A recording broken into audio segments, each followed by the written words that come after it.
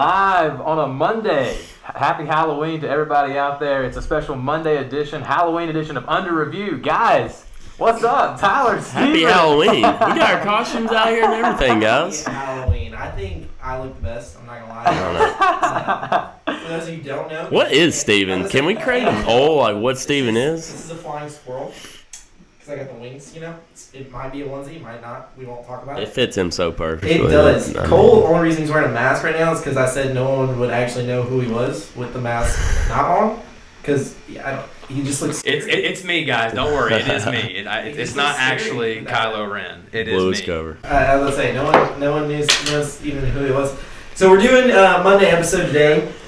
So that you can actually go out on Halloween and enjoy yourself. Right. Eat some candy. Have to watch I us. was say we're looking out for the viewers here, guys. Really, honestly. We love y'all so much. I would say we do this for y'all. We don't do it for us. So just a quick update, just to open the show. The Patriots are playing the Bills right now. The Pats actually just got a field goal. It is 3-0 with 4 minutes and 46 seconds left in the first quarter. And then Cole, I just want to hop right into this show because, as always, we do have a packed show. Since we only When do we not have a loaded show? Say, we only do it once a week. We need. We're eventually going to boost it up to at least twice a week. But as long as we do it once a week, we're going to have a packed show. Right. So this week, actually today, Cleveland Browns fired their head coach Hugh Jackson as well as firing their offensive coordinator Todd Haley. And he's fired after his third season, and his record currently. They fired him right after they lost to the Steelers today, I guess. Right. And his record with the Cleveland Browns this year was 2-5-1. I believe he was 2-16 his first year, or 2-14 his first year, and then 0-16 last year. So not a great record. And then also in this great city of Cleveland, the great sports city of Cleveland, Ty Lue was fired from the Cavs. I believe it was 2 days ago. I think it was. Yes, was it yesterday? Actually, maybe? yesterday. It was yesterday. Wow, Yeah. my timeline's all screwed up. He was 0-6 start after making the finals his first 3 years. Yeah, he also benefited from having LeBron. Yeah, that probably helps out. Everybody, all the players. I don't know if y'all saw it. There was a big uproar for NBA players who had played for Cleveland before, currently playing for Cleveland, about the firing of him. They kind of said, "Thank you. It's incredible that you made the finals your first 3 years." But as we can see, the LeBron effect does take place very quickly as they are 0-6 to start. So my first question is going back to Hugh Jackson for you, Cole. If you're the Browns, who do you get? Who do you go and get? Well, let's just touch on the obvious thing here because this is a big head scratcher for what Cleveland is going for here with Hugh Jackson and Todd Haley going, because not only do you have a rookie quarterback in Baker Mayfield who has been mildly entertaining throughout this season. Cleveland's been competitive in every game this season. I was going to say, there has not been a game where they've really been blown out. Of course, the Steelers game last, they were a little overmatched, of course, but they've been in every game pretty much this season. If you're going to fire Hugh Jackson, you fired him last year when they're just getting blown out all the time. They're competitive in every single game. I think I've talked about it on the show 3 or 4 times now. Cleveland is the most unclutched team this year because they will literally have a chance to either tie or win the game at the end of the game, and they will screw it up somehow. Yeah. So it's not even. I don't even know if it's necessarily. I don't know if that's a coaching fault necessarily, or if it's just the players are just missing. Because there was a few times where he set them up perfectly to get a field goal to win the game or to tie it, and they just couldn't convert. So, I mean, do you like the fire of Hugh Jackson here? I don't, because I think when you have a rookie quarterback, it's nice. It's good to have a good foundation around him. Look at what's happened to Sam Darnold. You have a defensive head coach in Todd Bowles. The Jets are a mess. There's injuries all over the board. Sam Darnold's struggling. Look at Josh Rosen, defensive head coach. Arizona's a mess. No consistency with their system at all. Josh Rosen finally has a good game as a starting QB for the Arizona Cardinals. Baker Mayfield just was having consistency with Jarvis Landry and all these different skill position players they have. The defense was playing good. And now you get rid of Todd Haley and Hugh Jackson after they finally get the ball rolling with this team. I think you definitely, if you're the Browns, you get rid of Todd Haley. Because I think their offense has so much more potential than it's actually living up to. But does it really? With the skill players they have, they have number 1 pick in quarterback who's not, I'm not saying he's necessarily deserving of the number 1 pick so far, but he's been at least an average NFL quarterback, at least. Right. And you have a great running back in Nick Chubb. You traded away a great running back in Carlos Hyde. You have receivers all over the place. You have enough skill positions to at least be better offensively in the NFL because I mean, especially like the NFL favors offense. I think we can all agree that it does, and you're not producing. I think you're right too, but my big point is for a rookie quarterback, if you want to develop him and make him into your franchise quarterback, you need an offensive-minded coach in this day and age. You cannot have defensive. So, to you answer your question, Stephen, are you using like Sean McVay and Kyle Shanahan? Exactly. So, to answer your question, who do you go for next? It can't. If Baker's your guy, if you want to go, and Baker's your guy, you have to go get an offensive head coach. And a name tossed out there that a lot of people are talking about, and I disagree with it. See if you say the one. No, I'm saying Lincoln Riley. That was the name. That was the name. I don't know if you were thinking the same thing. Yeah, but Lincoln Riley was the guy. I think that a lot of people have tossed the name out there because he has the relationship with Baker Mayfield and the offense capability to understand how to make it work. I would love it because I think that, and what I think is hilarious is that Lincoln Riley in an interview today didn't deny that he wouldn't be interested in the NFL, but he didn't fully say, yeah, that's what I want to do. He kind of was in the middle of things, which I think was a good answer because you don't want to lie to the University of Oklahoma and then say that I'm here forever. You don't want to pull a Nick Saban, right? You don't want to just jump ship and then everybody what just happened? No, I think Lincoln Riley's being realistic. I think he does want to eventually test the NFL waters. I think that it could be possible that the Browns do offer at least talk to Lincoln Riley. I don't know if he'll accept the job. Yeah, they'll reach out to him. But I think you're right, Tyler. I think they will reach out. So to answer your question, Stephen, I think that Lincoln Riley is a guy they will call. Other than that, I mean, name me a coach that you really think is an option for him. It's hard to point out, but I can say it will definitely probably be an offensive coach, right, guys? Because because you got to build a foundation around Baker Mayfield, and you start with that. You start with an offensive-minded head coach. I'm with you, Cole. That it's definitely you definitely need an offensive coach, or at least an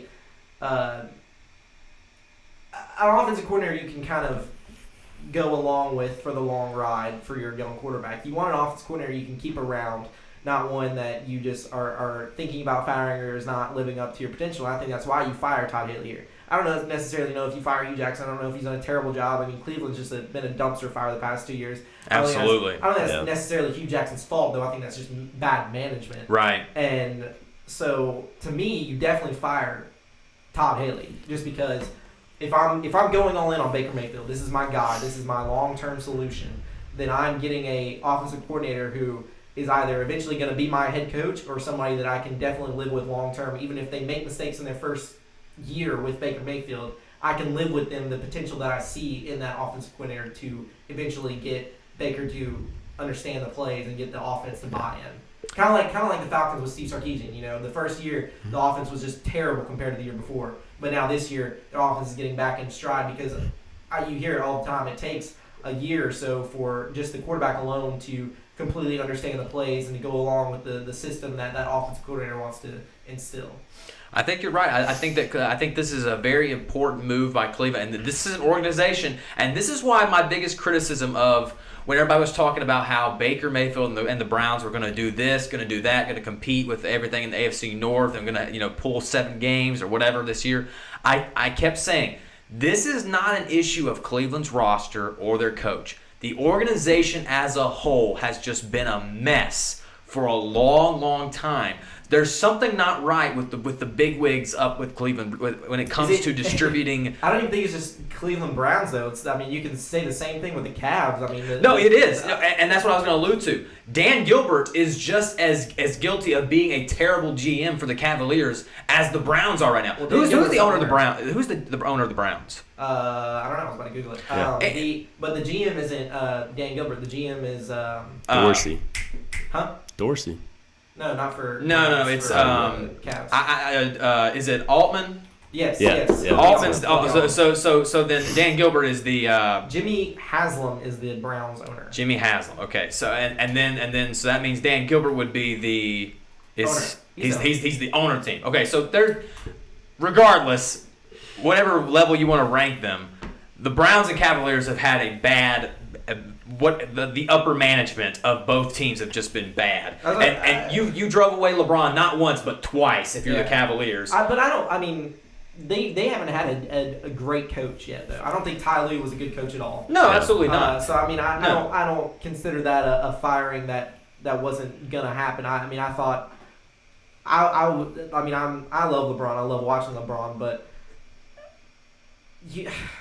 I just knew it was going to happen as soon as LeBron left. I knew Ty Lue was going to get fired. Yeah, I wanted him to get fired. He's definitely a player's coach. I was going to say, well, he is. He's a guy that all the players love and respect and everything. Well, that was the reason why they kept him for so long. Yeah, because LeBron, they finally found a coach that LeBron could like, and I think that's why I think Luke Walton will stay around, because I think LeBron likes the former players or the players that he's been able to play against or with as coaches more so than others. I'm very surprised that Eric Spoelstra worked, but no, I mean, it was a long time coming for Ty Lue, and I wanted him to get fired last year when LeBron was still there, so they could actually have some kind of defense on that team. And not just, lollygag through the regular season and try to turn it on during the playoffs, which I think Ty Lue he was kind of a guy that's like, okay, we're going to make the playoffs no matter what, so I'll just do whatever through the season and see if we can turn it on, which that just doesn't work. Yeah. So kind of bringing that both to a point, I think the Cavaliers are going to have a tough time kind of moving along. Maybe harder post LeBron than everybody thinks it will be. Of course, they got Sexton. They have a couple of draft picks coming up. I mean, Kevin Love just hurt I think he broke his toe or something like that, so he'll be out for a while. And then I've seen that they're still trying, which they've done it every year since he's been there, but they're still looking at trade options for Kevin Love. All right, guys, year. we got a call coming in. You want to take this? Yeah, here. Let's plug this through. Oh man, first caller. First caller of the show. All right, you're on under review. Go ahead.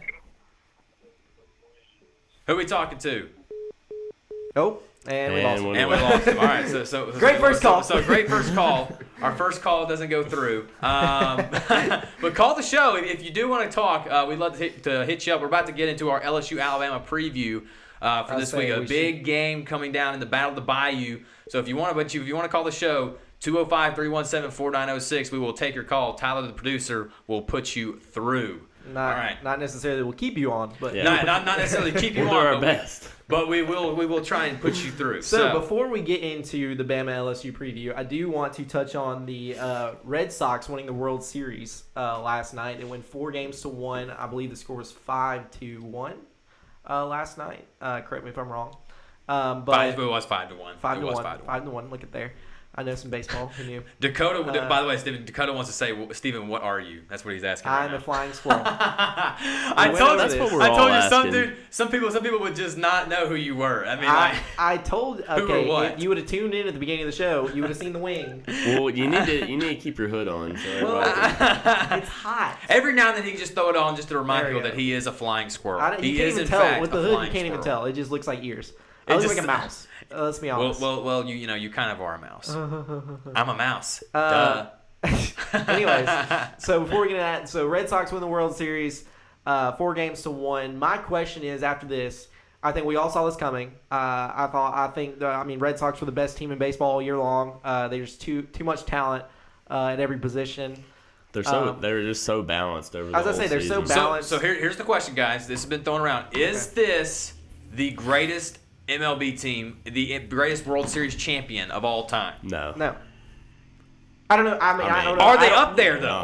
They might be up there, but there was debate going on about that, but I think that's. I don't know enough of the greatest. I like baseball, but I'm not the biggest baseball fan, so I don't know enough about the history of it to say for certain who would beat them. But to me, the baseball's been going on so long, and there's been so many outstanding teams that have just steamrolled through or just had these insane players on the teams. And I mean, like, granted, the Red Sox have a lot of talent, but I don't look at them and say, like, that's the greatest team ever.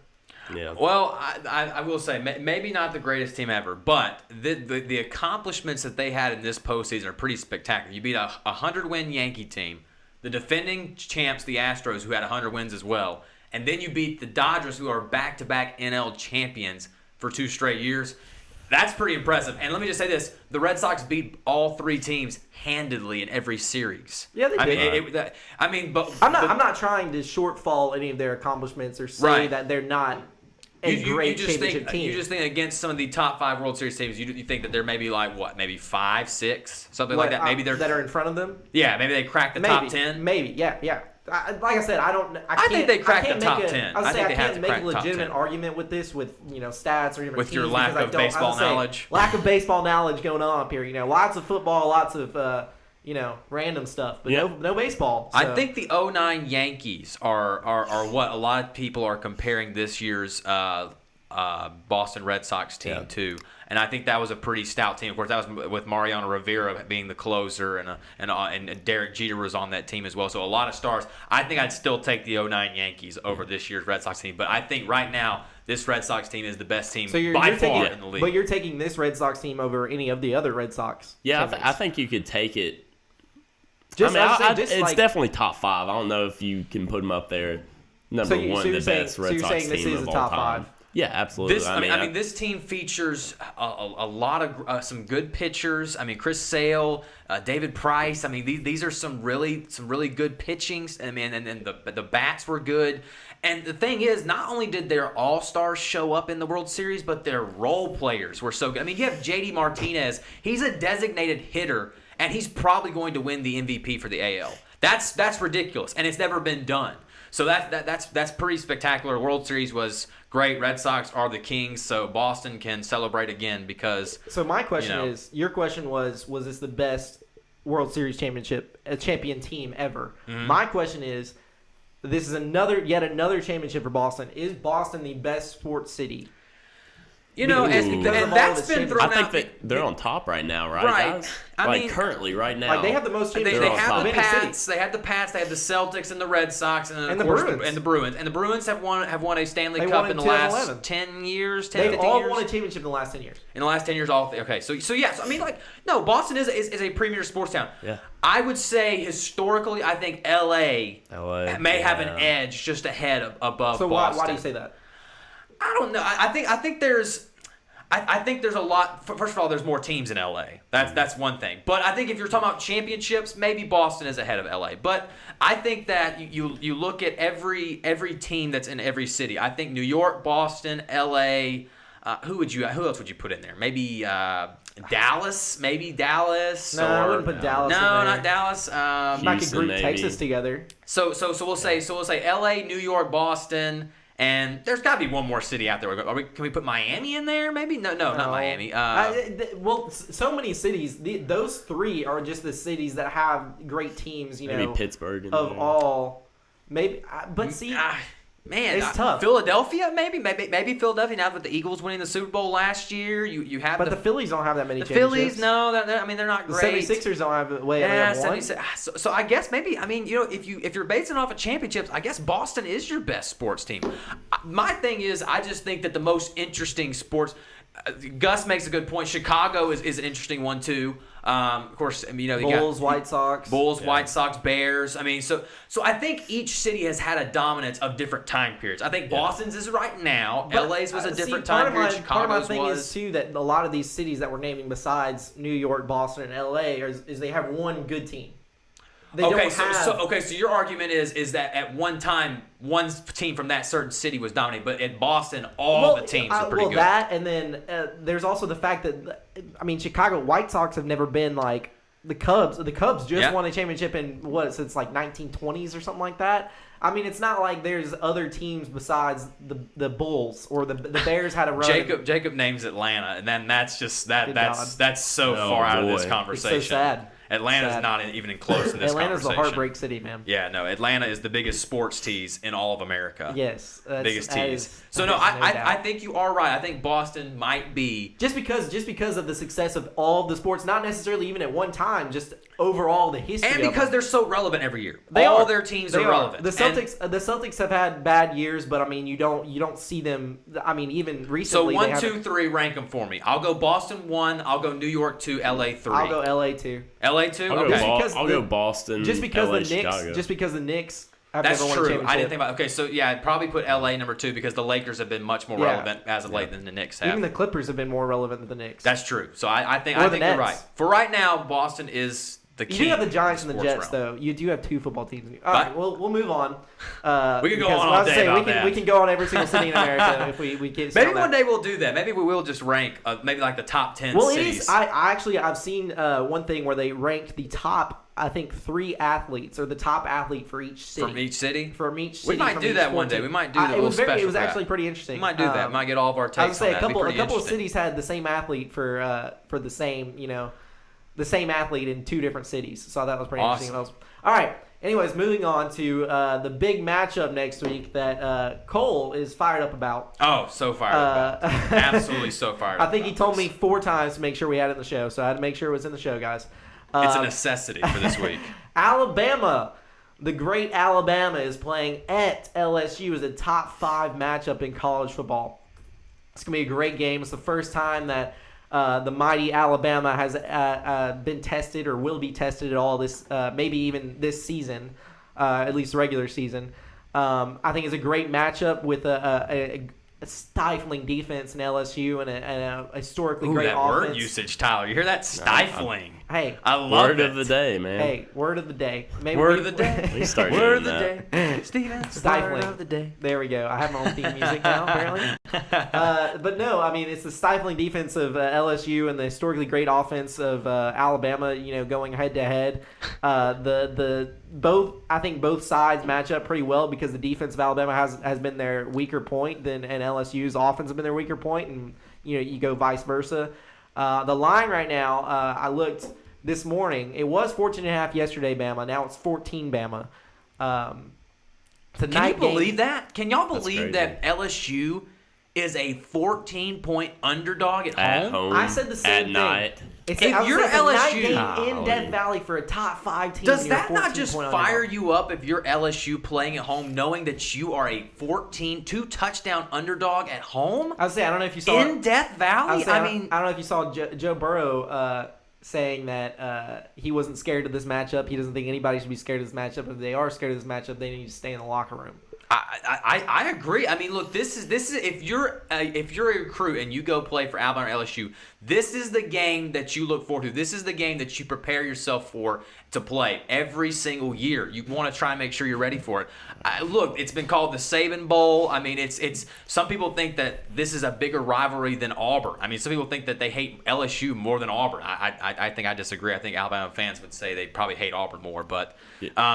Biggest matchup of the year so far, man. But it is the biggest matchup. You are right. This is the game that the playoff committee is going to keep an eye on for next Tuesday's playoff rankings. Well, LSU right now, you can make an argument that LSU has the best resume. Guys, we got a call coming in if you all want to take it. All right, we have a call coming in. We're going to take it through.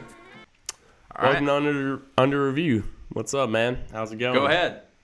Good. What's up, y'all? I'm a huge fan. My name is Gus Golden. I'm a weekly watcher, and I just want to say Alabama is going to wreck LSU. So what's your final score there, Gus Golden?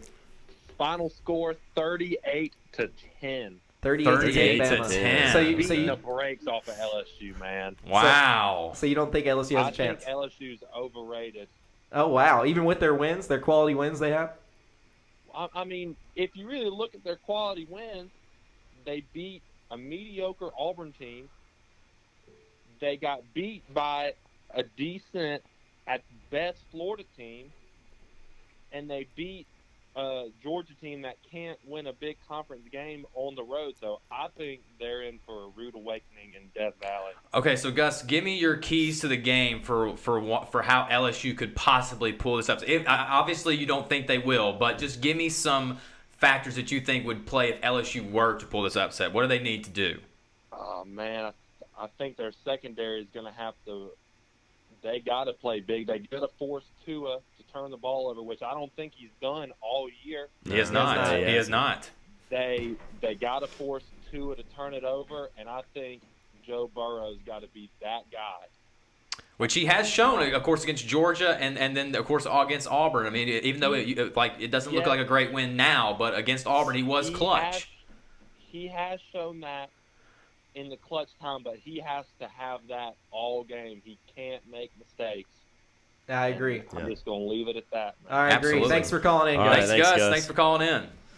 All right, yeah, I agree with every point that Gus just made. I think that you do. If you're LSU, if you want to pull this upset off, you do. You have your secondary has got to be able to lock down Jerry Jeudy one-on-one. Which they're capable. I mean, that's the best secondary in the country. The matchup I'm looking for is Greedy Williams and Jerry Jeudy. Because Jerry Jeudy has been the go-to guy for Tua. He's been the guy with the most. I mean, granted, you have 3-4 receivers, I think, that have had all over 100 yards, 100-yard games in Alabama's game so far. But I think Jerry Jeudy's the go-to guy, the most trusted guy for Tua. And I'm looking for that Greedy Williams versus Jerry Jeudy matchup. I think Greedy Williams will just stay on one side of the field.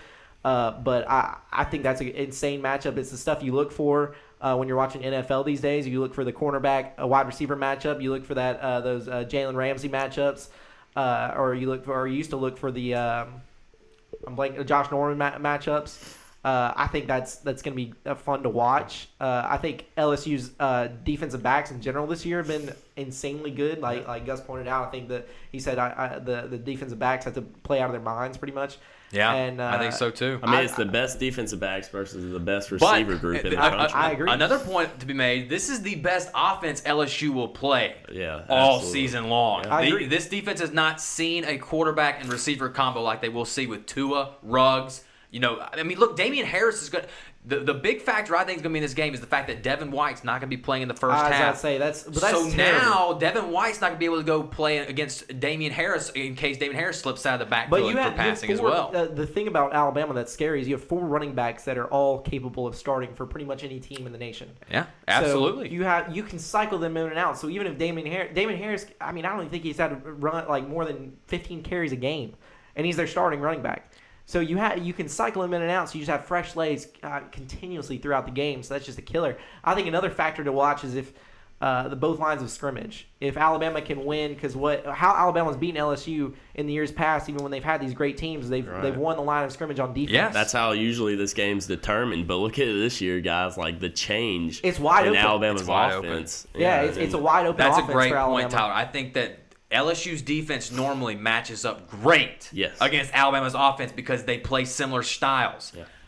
I don't think LSU is ready for what Alabama is going to be able to unleash. I think this is arguably one of the best defensive backcourts that LSU's maybe ever had.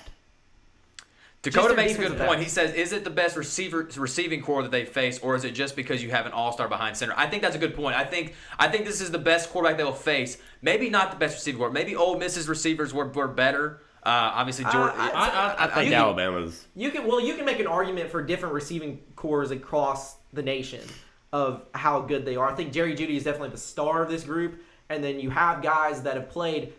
I think Dakota makes a great point though, because you didn't see these stars come out when you had a quarterback like Jalen Hurts in the backfield. Granted, you did have Calvin Ridley, but at the same time, you didn't see them play to this level until Tua got in the backfield. So I think Tua makes this offense happen. I was going to say, I think it has a lot to do with Tua and a lot less to do with the receivers, but I don't want to say that they haven't put on a show when they've gotten the chance. Yeah, I think that when you look at this as a whole, you look at the offense and how this game is going to unfold. I think LSU is going to have to score, what would you say, at least 30 points, 30, 35 points to win this game? Because I think Alabama's going to put up at least 35. But I think they're going to have to score. It's a very capable game for LSU to put up 30 points just because of the athletes they have and the lack of production the defense has put forward this season. Granted, they've had a lot of turnovers, but their average, I think they've 15.9 points per game is what the defense is averaging, which would be the second highest in the Saban era for Alabama.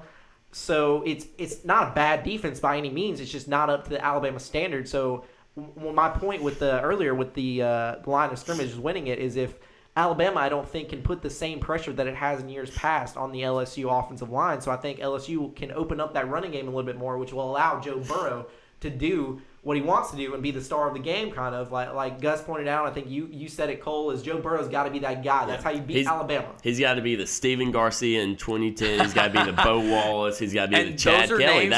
Those are names that they're throwing out there. Those are guys that gave Alabama fits. Well, the Bo Wallace and Chad Kelly, I mean, I think they were good quarterbacks, but they were never great. They were never great. No, they never were. They just had the best game of the season. Exactly. They played up. That's the effect he has to have. Joe Burrow has to have that game, and I think, like I said, I think the line of scrimmage is going to play a huge role just because it'll depend on if LSU can get that running game open. If they can get that running game open, Joe Burrow has a whole new field to look at rather than just if they're getting stifled like they usually do playing against Alabama. So Aaron throws out a stat for us.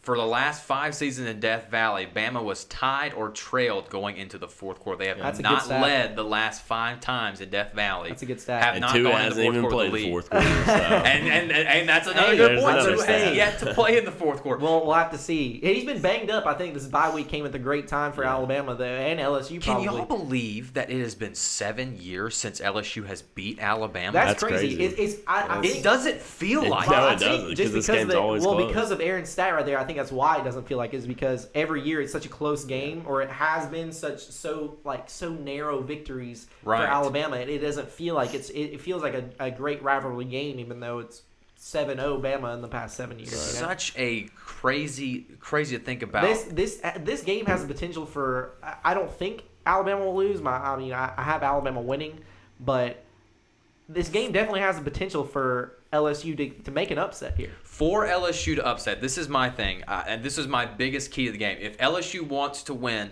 they're going to have to do what they did in the game of the century the last time they won, and that was make Alabama play ugly. Play an ugly game. If LSU can get, throw the gloves off, make this a dirty game, make this a heavyweight fight, I think they can stand a chance. But they're going to have to, like you said, Stephen, win in the trenches. Joe Burrow is going to have to make sure he controls the football, doesn't turn it over. If he throws 2 picks, they're done. Yeah, I think if he throws 1 pick, LSU cannot turn the ball I would say over. LSU cannot shoot themselves in the foot. They got to score on defense. I mean, there's just too much they have to do. That's why there is a lot they have to. Like I said, I have Alabama winning this game. I don't think Alabama will lose, but I'm saying because of LSU's talent on both sides of the ball, because they have the athletes to match up with Alabama, and that's how most of the teams that give Alabama problems, they have athletes to match up with them. And I think they have the players to match up where they need to. It's just they can't. They have to be perfect, and that's what you have to do to do an upset. You have to play perfect, especially the quarterback. Yusuf said that the last time that LSU beat Alabama, we got the rematch in the title game. Well, that's a good point, and that's another good point to make. If LSU was to win this game, LSU would have the 1 loss. Alabama would obviously have that one good. Would have probably the best loss out of all the teams that would be considered the playoff. So here's a question we'll just throw out here. If LSU were to pull the upset off, do you think the SEC still has a chance to get 2 playoff teams in the mix? I think you would have to have some help. Because then LSU would jump to number 1, right? And Alabama wouldn't fall that far, right? Do you think LSU? Clemson would, because Clemson's undefeated. Yeah, but I think Clemson does not play anybody. I think they would get consideration. They get high consideration. You could argue LSU has the best resume in the country right now. You can. That's what I was making a point with Alabama, earlier. that will just make it tomorrow we will find out what the committee thinks of all this, because the first ranking actually comes out tomorrow. Looks like we got another call coming in. All right, you're live on Under Review. Go ahead. What's your name? Hey guys, this is Logan. Hey, Logan, how's it going? It's going good, y'all. How about y'all? Pretty good. What you got for us?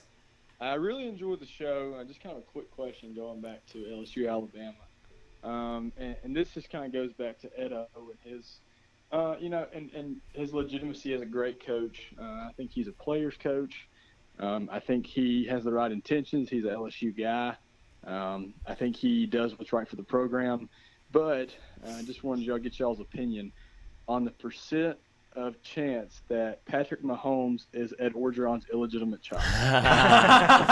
They do sound a lot alike, don't they? As I say, they both got a great accent going on there, so I could see that, Well, he's definitely not a product of Ed Orgeron, that's for sure. I don't think Ed Orgeron's had anything close to Patrick Mahomes, but that is funny. Patrick Mahomes is definitely an interesting guy to hear those post-game interviews from. I think every single person after he started being successful asked me, "Did you hear Patrick Mahomes talk?" And of course, everybody can do an Ed Orgeron impersonation, right?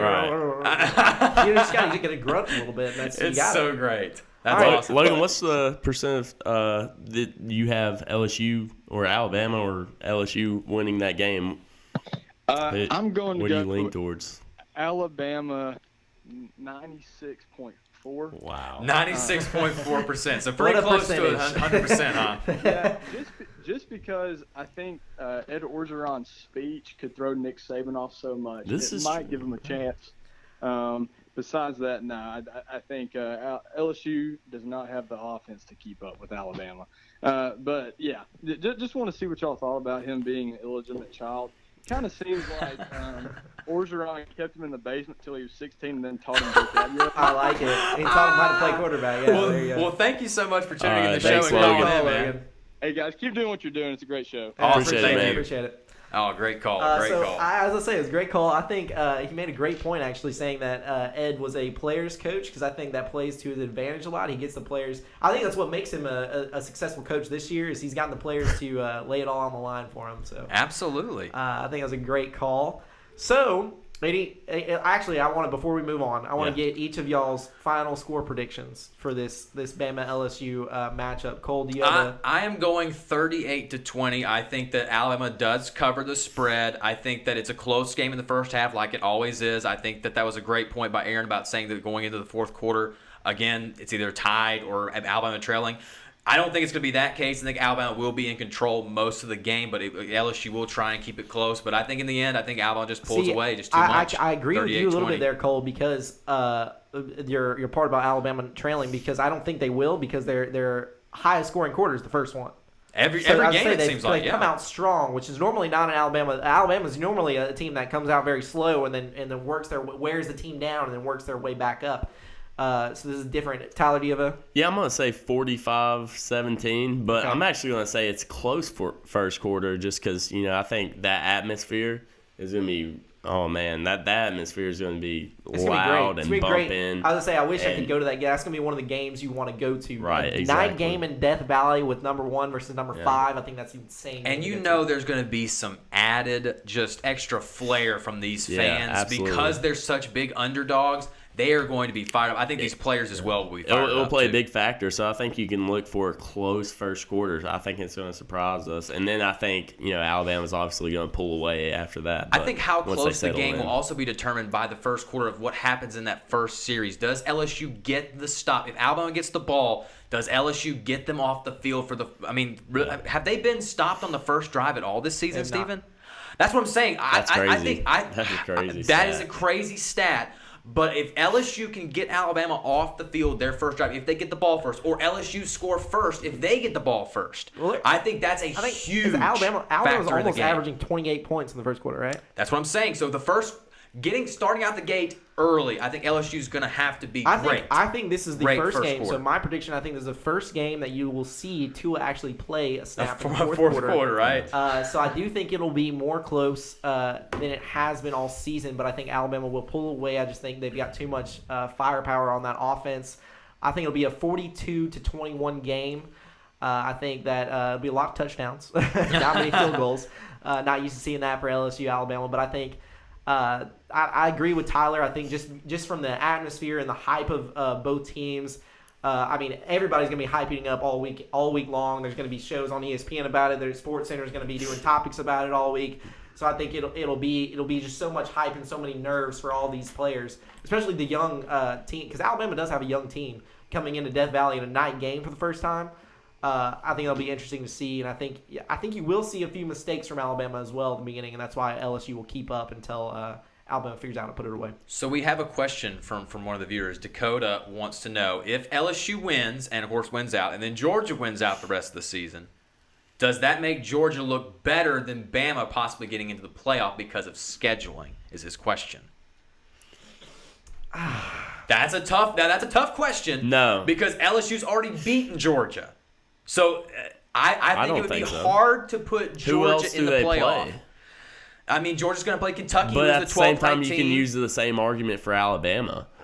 They've beaten the brakes off of everybody, but they haven't played really good teams, and then Georgia's over here scheduling I agree with what you're saying there, Tyler, but I think the committee will look more at the strength of schedule. It's all about the eye test. That'll get worked out in Atlanta because if LSU wins out and Georgia wins out, they'll play each other in the SEC championship. The committee will look at that as a de facto playoff game, and they'll just settle it on the field again. Yes, I agree. I agree with that. You don't really have to worry about it for a playoff matchup, but I think.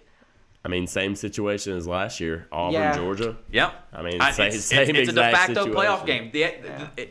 For the SEC, the Big 12, Big 10, now that all these teams have the championship games, that's what the committee's probably looking at it more than likely, is that we're not going to have another situation where we have to put two teams from the same conference in because we look at the championship games for the conferences as a de facto playoff game. Yeah.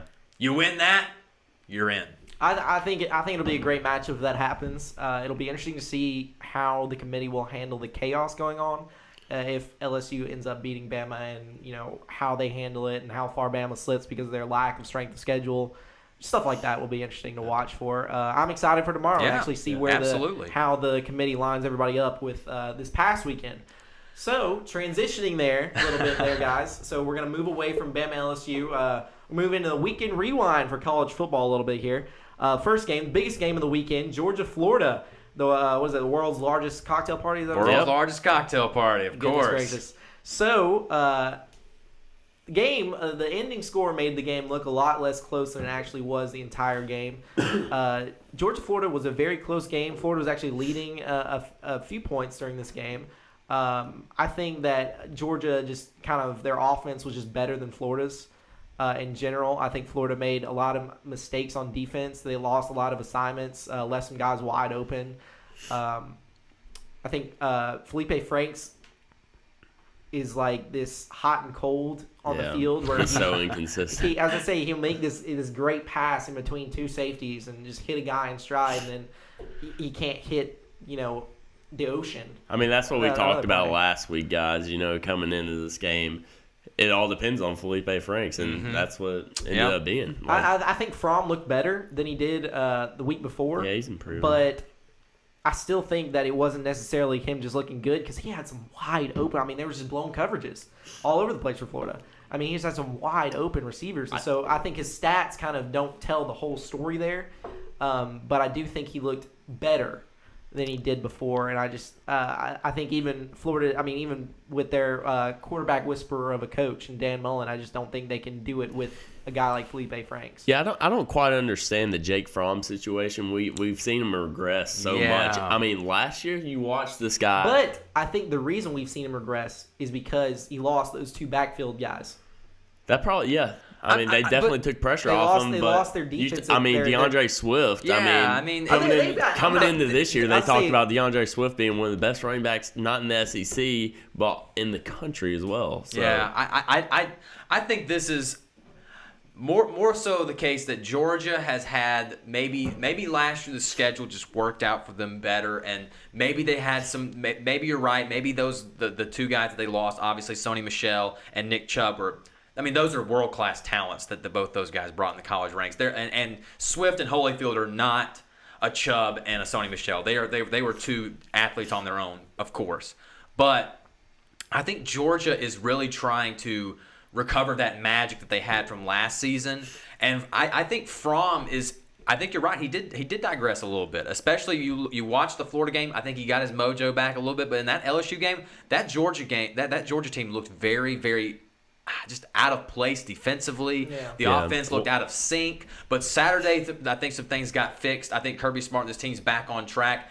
And I'm interested to see about this team moving forward against Kentucky, see how they play on Saturday, if they get up for this game or not. Because this is a very, very important game. It's an important game, but I don't think, after watching Kentucky play last week, I don't think they have a chance.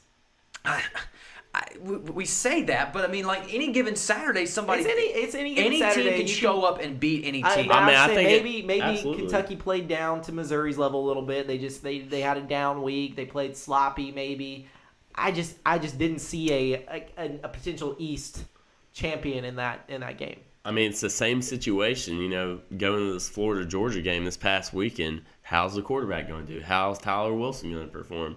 A good point. That's what it ultimately falls down to. Yeah, I agree. So it comes down. So Tyler, you think it comes down to the battle between Fromm and Wilson, the quarterback? Yeah, absolutely. I think it's Benny Snell. How much can Benny Snell? That's another good point. I think that it comes down to which team controls the line of scrimmage, because if Georgia's able to plug up those holes for Benny Snell and Kentucky only has Tyler Wilson throwing the football, they're one-dimensional and just throwing it instead of being able to run the football. I think they're going to struggle. I think Kentucky will see this game get away from them very quickly. If they become a one-dimensional football team, this is not going to be a pretty game. And Georgia's front seven isn't a joke. I think one of the reasons, as I say, they lost Raekwon, their leader on the defense. I think one of the reasons that Fromm has maybe digressed a little bit is they're having to rely on him a little bit more to score more because they lost some players on defense last year, that Georgia team. Definitely a big factor. I've also, because Fromm has been playing and consistently playing even when he's played bad, I've gotten some rumors here that Justin Fields is planning on leaving Georgia to go somewhere else. And this would be, I think, the fourth recruit that's leaving Georgia or decommitting from Georgia. What's going on there? I guess I understand the Justin Fields a little bit, but they just lost the number one running back for next season decommitted. You gotta let the season play out. Obviously, if Fromm keeps playing the way he has, I think you got to see Justin Fields at some point, and I think Kirby Smart will make that move. Yeah. I think you look at both quarterbacks. This is the same situation that Alabama obviously was in with Tua and Jalen. Yep. Fromm's the more polished guy, but I think Jennifer wants a better view of all of our outfits. Jennifer, at the end of the show, we will all stand up and swirl around. Okay? Of course, Tyler's got the pizza costume on. Steven's got the squirrel costume on, and then I'm scoring some Kylo Ren action here. So just got the costumes on. But anyways, I think that you look at Georgia's situation. I think Justin Fields has the potential to go start somewhere else. I think Jalen Hurts had the potential to go start somewhere else. I think that both these quarterbacks deserve the chance to start. And Jalen Hurts obviously is finding his way on the field. They got packages for him. He's been playing in most of these games. But Justin Fields has not seen the field as much as Jalen Hurts has. You're right. If I was Justin Fields and I was as talented as him, I would consider transferring. Yeah. If you're trying to get playing time and you're trying to find ways to get on the field and maybe boost your chance, I don't think he's an NFL quarterback, but maybe he does find a way to get in the NFL at some point.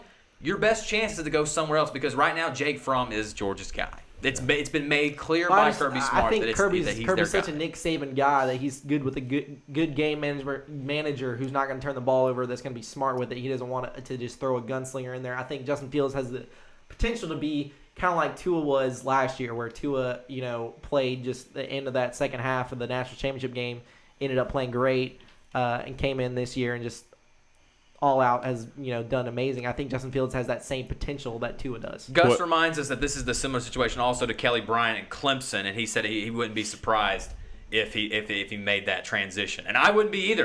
Because if you're passionate about playing, as I know all these college kids are, they want to see the field. And when you're recruited to these universities, that's the main thing that these head coaches probably give you is, hey, we're going to try and get you on the field. Right. We're going to try and get you a lot of playing time. So I think Justin Fields is just saying, hey, I just want my opportunity, and if my best opportunity is to go elsewhere, that's where I'm going to go. Yeah. Absolutely. So, where could we see him transfer to? What's the options here? I think your options Auburn, are everybody thinks right. that Auburn, every quarterback transferring, every dual threat quarterback. Auburn's looking for a dual threat, so that's why they say that. So I understand why they want him. I think it's more of a want thing than anything else. Right. But I don't think Georgia will let him transfer to another SEC team.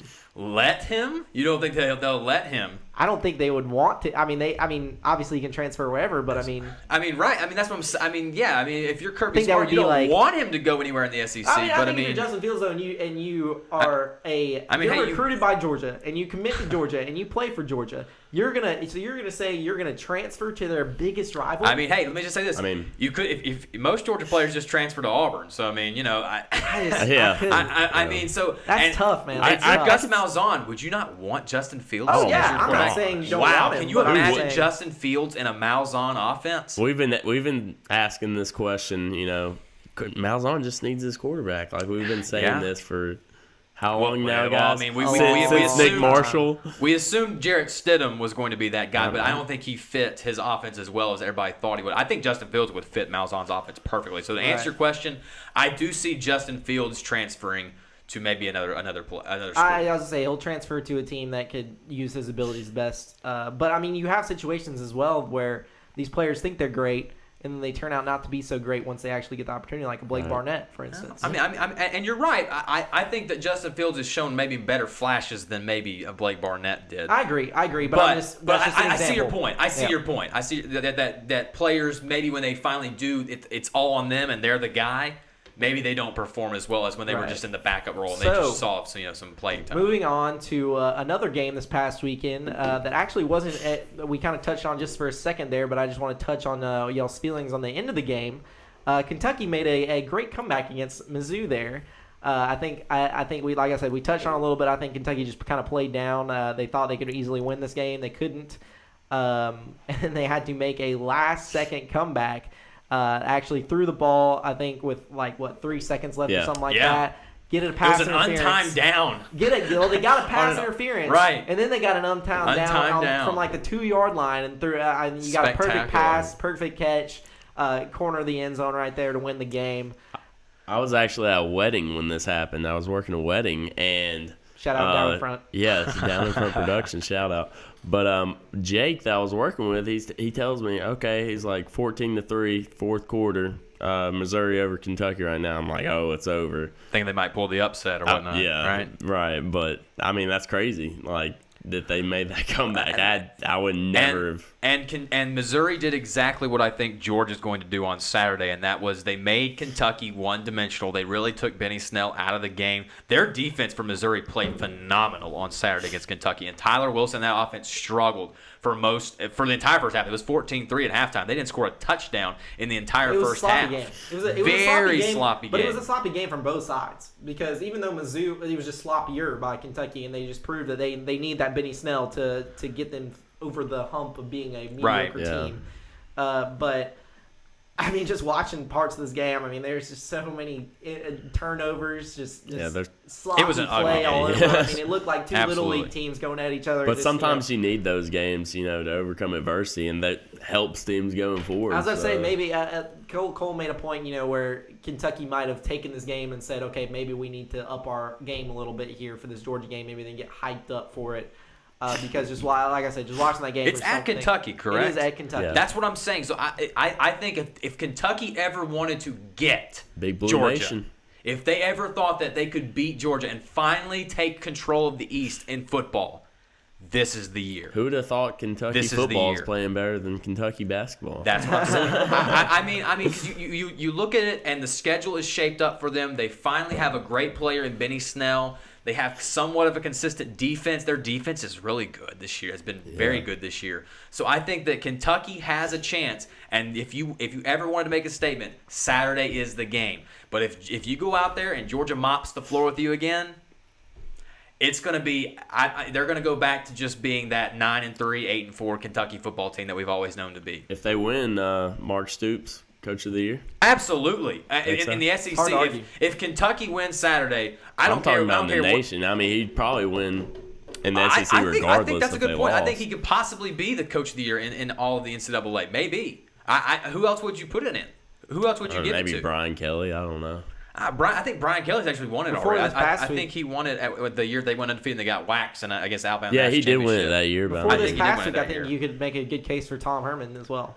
Hey, how about this? How about Bill Clark finally get Coach of the Year? Bill Clark, I was going to say, Bill Clark. He should have won it when they went 6 seconds in the return. Perfect transition into our next game. Yeah, let's do it. UAB actually just got another great win at University of Texas San Antonio. They actually shut them out, won 19-0. And I think the greatest thing about this UAB run that they're having, I mean, they're You said 119 or 19? 19. They won. I thought you said 119, and I was like, they scored 119 points? They won. Just 19-0. I'm kidding with you. He's joshing me. Oh man, are you adding somebody else to the show? Anyways, their defense has been insane. They're in national rankings. They're top 10 in almost every category defensively. They're getting sacks, they're getting stops, they're shutting people out. Yeah. I mean, nobody can do anything. I mean, all around their defense has just been insane, and they've got a great running back in Spencer Brown. They've got their quarterback is no bad guy either. Eardley. Yeah, Eardley. Thank you, AJ Eardley. I couldn't think of his name. When are we gonna start taking Bill Clark seriously, guys? I think we already are. You think schools are looking at him after this year? Absolutely. I think Bill Clark is going to be on the phone a lot this offseason with a lot of schools trying to persuade him to come to their school. I think Bill Clark probably, if we're all being honest, if he's still at UAB in a year or two, I think Auburn, after that contract with Gus Malzahn's down a little bit, I think they give him a call. Yeah. I think there are a lot of schools that are going to be at Bill Clark's doorstep trying to get him to I think Auburn would give a more offensive-minded coach because I think Bill Clark's definitely a defensive-minded coach. Steven, look up his salary. I'm curious. Bill Clark's salary. Yeah, because money talks, right, guys? I mean, it's he's actually got a pretty good salary for a. Is it 500,000? It's probably like 500,000. Guys, we have a comment from our great Michael Trahan comments. He says, "Take me seriously," and he said, "Let me coach." Oh. So right now, wow. I was gonna say Bill Clark has a pretty good. He signed a 5-year contract when the team came back. His first year, he got paid $900,000, and it increases to $1.15 million. So okay, they're paying a little bit more than I thought. About $1 million a season is what he makes. So I knew it was a good contract for a Conference USA coach because they want to keep him, and he stayed with them through everything that happened. So my question is, now that we're seeing UAB progress, we're seeing this team can they win a bowl game? Absolutely. Can they keep it up and win a bowl game? Now, look. Now, it depends on the matchup. I think the matchup's going to be key. Now, if they keep winning and they win the conference, which I think they're perfectly capable of doing at this point, I think so too. They would probably play in maybe the Independence Bowl and maybe play a team from the SEC. They would probably. Can they match up with a team from the SEC? Think about this for a second. What if, and see, Auburn's trending in that direction. What if we saw UAB and Auburn play in the Independence Bowl? Do you think that this would you not, would that not be a matchup meltdown that everybody in Alabama would like to see? Would be Auburn and UAB. Now, obviously, Auburn's having a little bit of a down year, and UAB's having more. But I think this year of all years, this might be the year UAB could beat Auburn. I don't know, Steve. I don't know. Look, their offense has looked. You just said UAB's defense has looked good. They have. Don't crawl back on your stats right now. I'm not. You just talked about. I'm not. I'm not crawling back. I just might need to walk away from this one. This one might get especially Auburn fans out there. That's a tough one. Hey, that's a tough one. Again, I'm not sitting here saying that I think that UAB would beat Auburn. I'm just saying if you ever thought. No, it's such a mismatch. Like, if you ever thought that this would be the year that maybe UAB could catch a team like that, I think this is the year. UAB is playing good football, good sound football, and Auburn is kind of shown some struggles. I think it'd be a great game to watch. Let's just put it that way. I think that would be great ratings. Great game to watch. A game everybody wants to see. I think that the stadium would be packed. I think UAB and Auburn fans would travel very well to see that game. Yeah. So final game I want to talk about. So let's move on a little bit. Let's hear it. Final game I want to talk about is Texas falling to Oklahoma State. Predictable. So predictable. Well, Texas is on the come up. By the way, shout out to Sam Warren because he called this last week. Sam did. Did he not, Tyler? He did. Showed some real hatred towards the University of Texas too, because he always his big point was, we always say Texas is back. Texas is back. They're finally back. I think you could say Texas was back. I mean, their defense wasn't back. Their defense is a Big 12 defense. I mean, really, they gave up 38 points. That's what I'm saying. Their defense was not back. But they were showing promise. They were showing like they could actually play with the big boys. They could actually play against teams that no one wasn't even projecting them to play against this year. Like last year, we thought the same thing, and they were just playing terrible throughout the year. Overrated. Yeah, there you go. So, but I mean, you saw some great games from Sam Ehlinger, and you saw Tom Herman, coaching just enough to win games. But I just think their defense has let them down. They need to, I guess Tom Herman needs to go out and recruit some guys for defensive side of the ball. Right. And because, you're letting, Oklahoma State's not a terrible offensive team, but you're letting them score so many points. And their quarterback's not even a running quarterback, and he's running all over you. It's hard to watch for Texas. And, I never want to be a person who makes that statement of Notre Dame's back or Michigan's back or Texas. But I will say this. I never for once, and Sam was the one who pointed this out last week, that he never had that false hope that Texas was actually back, because it seems like for the last few years, every time we think that Texas is going to take that step and be relevant again, they're not. They disappoint us. And this Saturday was that game. Look, it was. Did y'all see the coaching spat at the end there? That was interesting. That was interesting to see. So those of you who don't know, at the very end of the game, Oklahoma State got the ball back, or Texas tried to do an onside kick, to possibly win or tie the game. Oklahoma State got the ball back and began to kneel it, and one of I guess was their linebacker, Texas' linebacker, defensive end, one of the other, actually bull rushed them when they were in the when they were gonna definitely take a knee. Bull rushed one of the players, and kind of a brawl almost broke out.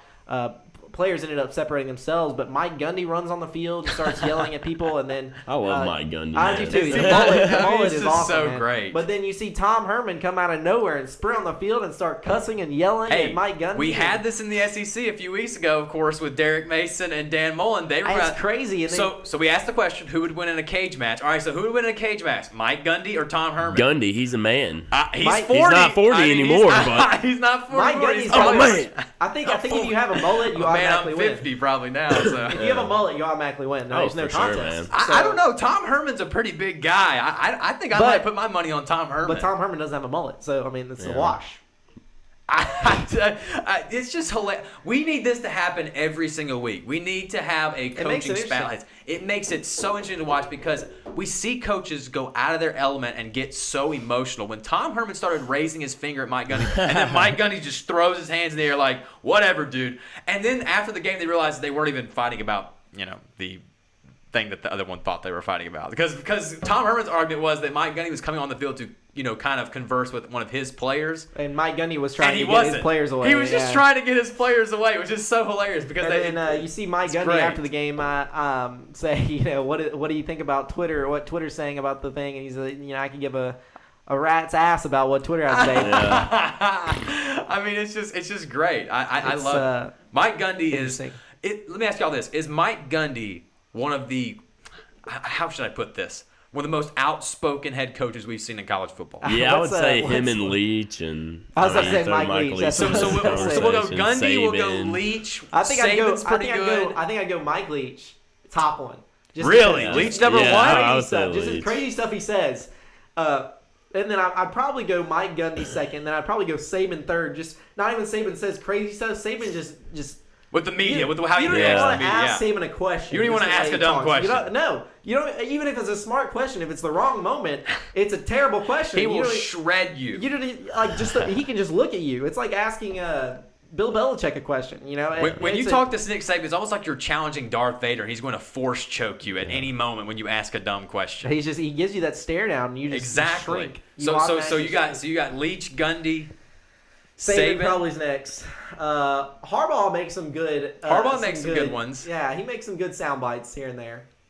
Who are we leaving on? I feel like we're missing somebody. I feel like we are. Bob Knight was always good in college basketball. Yeah. That's basketball, obviously, but in college football, I think that you make good points. Urban Meyer's never been really a guy who's that Kirby's animated. Never been a good guy. He's not really that animated. So I think we got pretty much the guys there. Gundy, I feel like Saban, we'll see some sound Jimbo bites has from some good every now and then. Jimbo Fisher has Jimbo's some not bad. Good stuff. Oh, Dabo. Dabo's pretty good too. Herm Edwards. Dabo just gets you fired up whenever he talks. Dabo's an energetic guy. He's got that smile and that joking around a lot, so it makes it very much high energy. All right, so we're gonna move on from football and we're gonna go through NFL pretty quickly. Hey, that's still football, Steven. It is. Well, I said college, didn't I?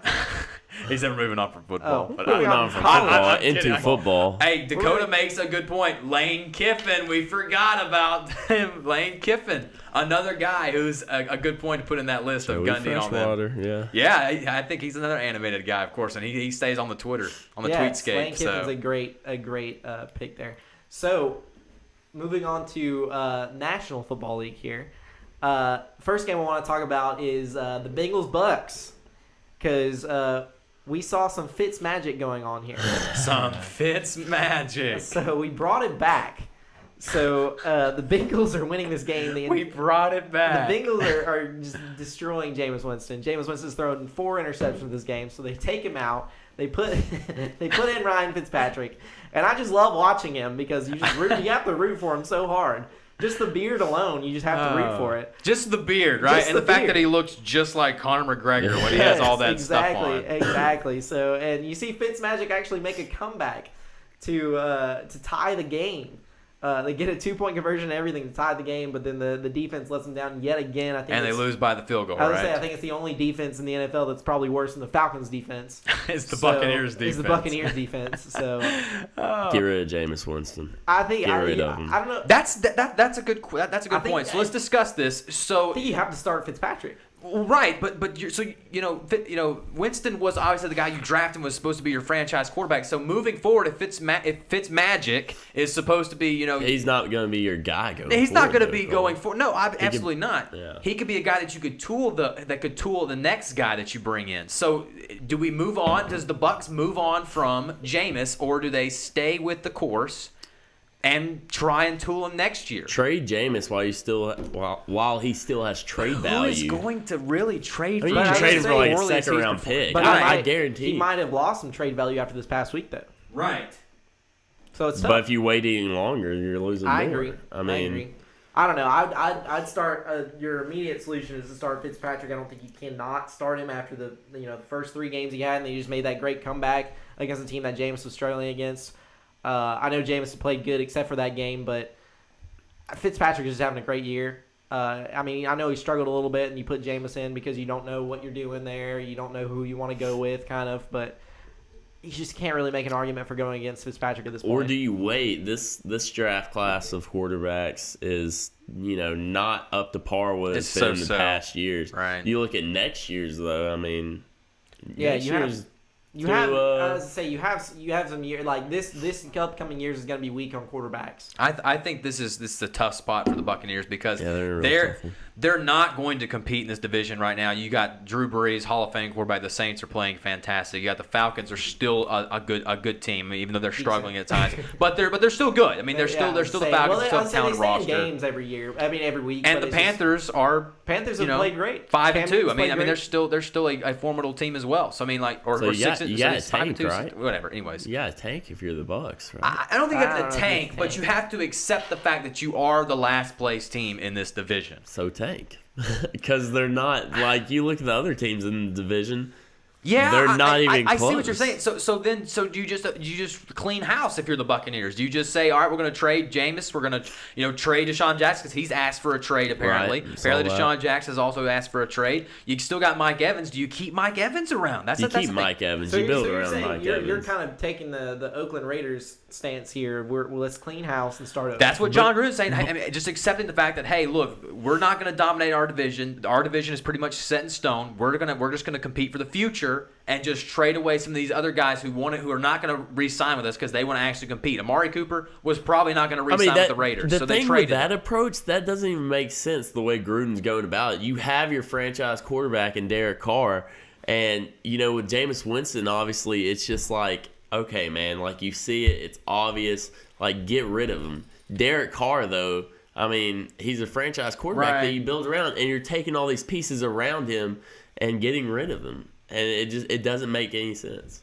Yeah. So it's 2 different situations. Yeah. You make a good point. I think that this is obviously a big and an important time for both the Raiders and the Buccaneers because if you are playing for the future, if your destination is to be better for the future and you're going to tank, you need to own it now. And so Gruden made that official. Of course, he trading Mack and trading Amari Cooper. Now you got to make a decision on Derek Carr. What are you going to do with him? So I mean, there's a lot of different moves that these teams are going to have to make. And I think the Buccaneers, like y'all said, they're going to have to just accept that they are the last place team in the NFC South, and they're going to be that way for the next maybe 4 or 5 years. Yeah.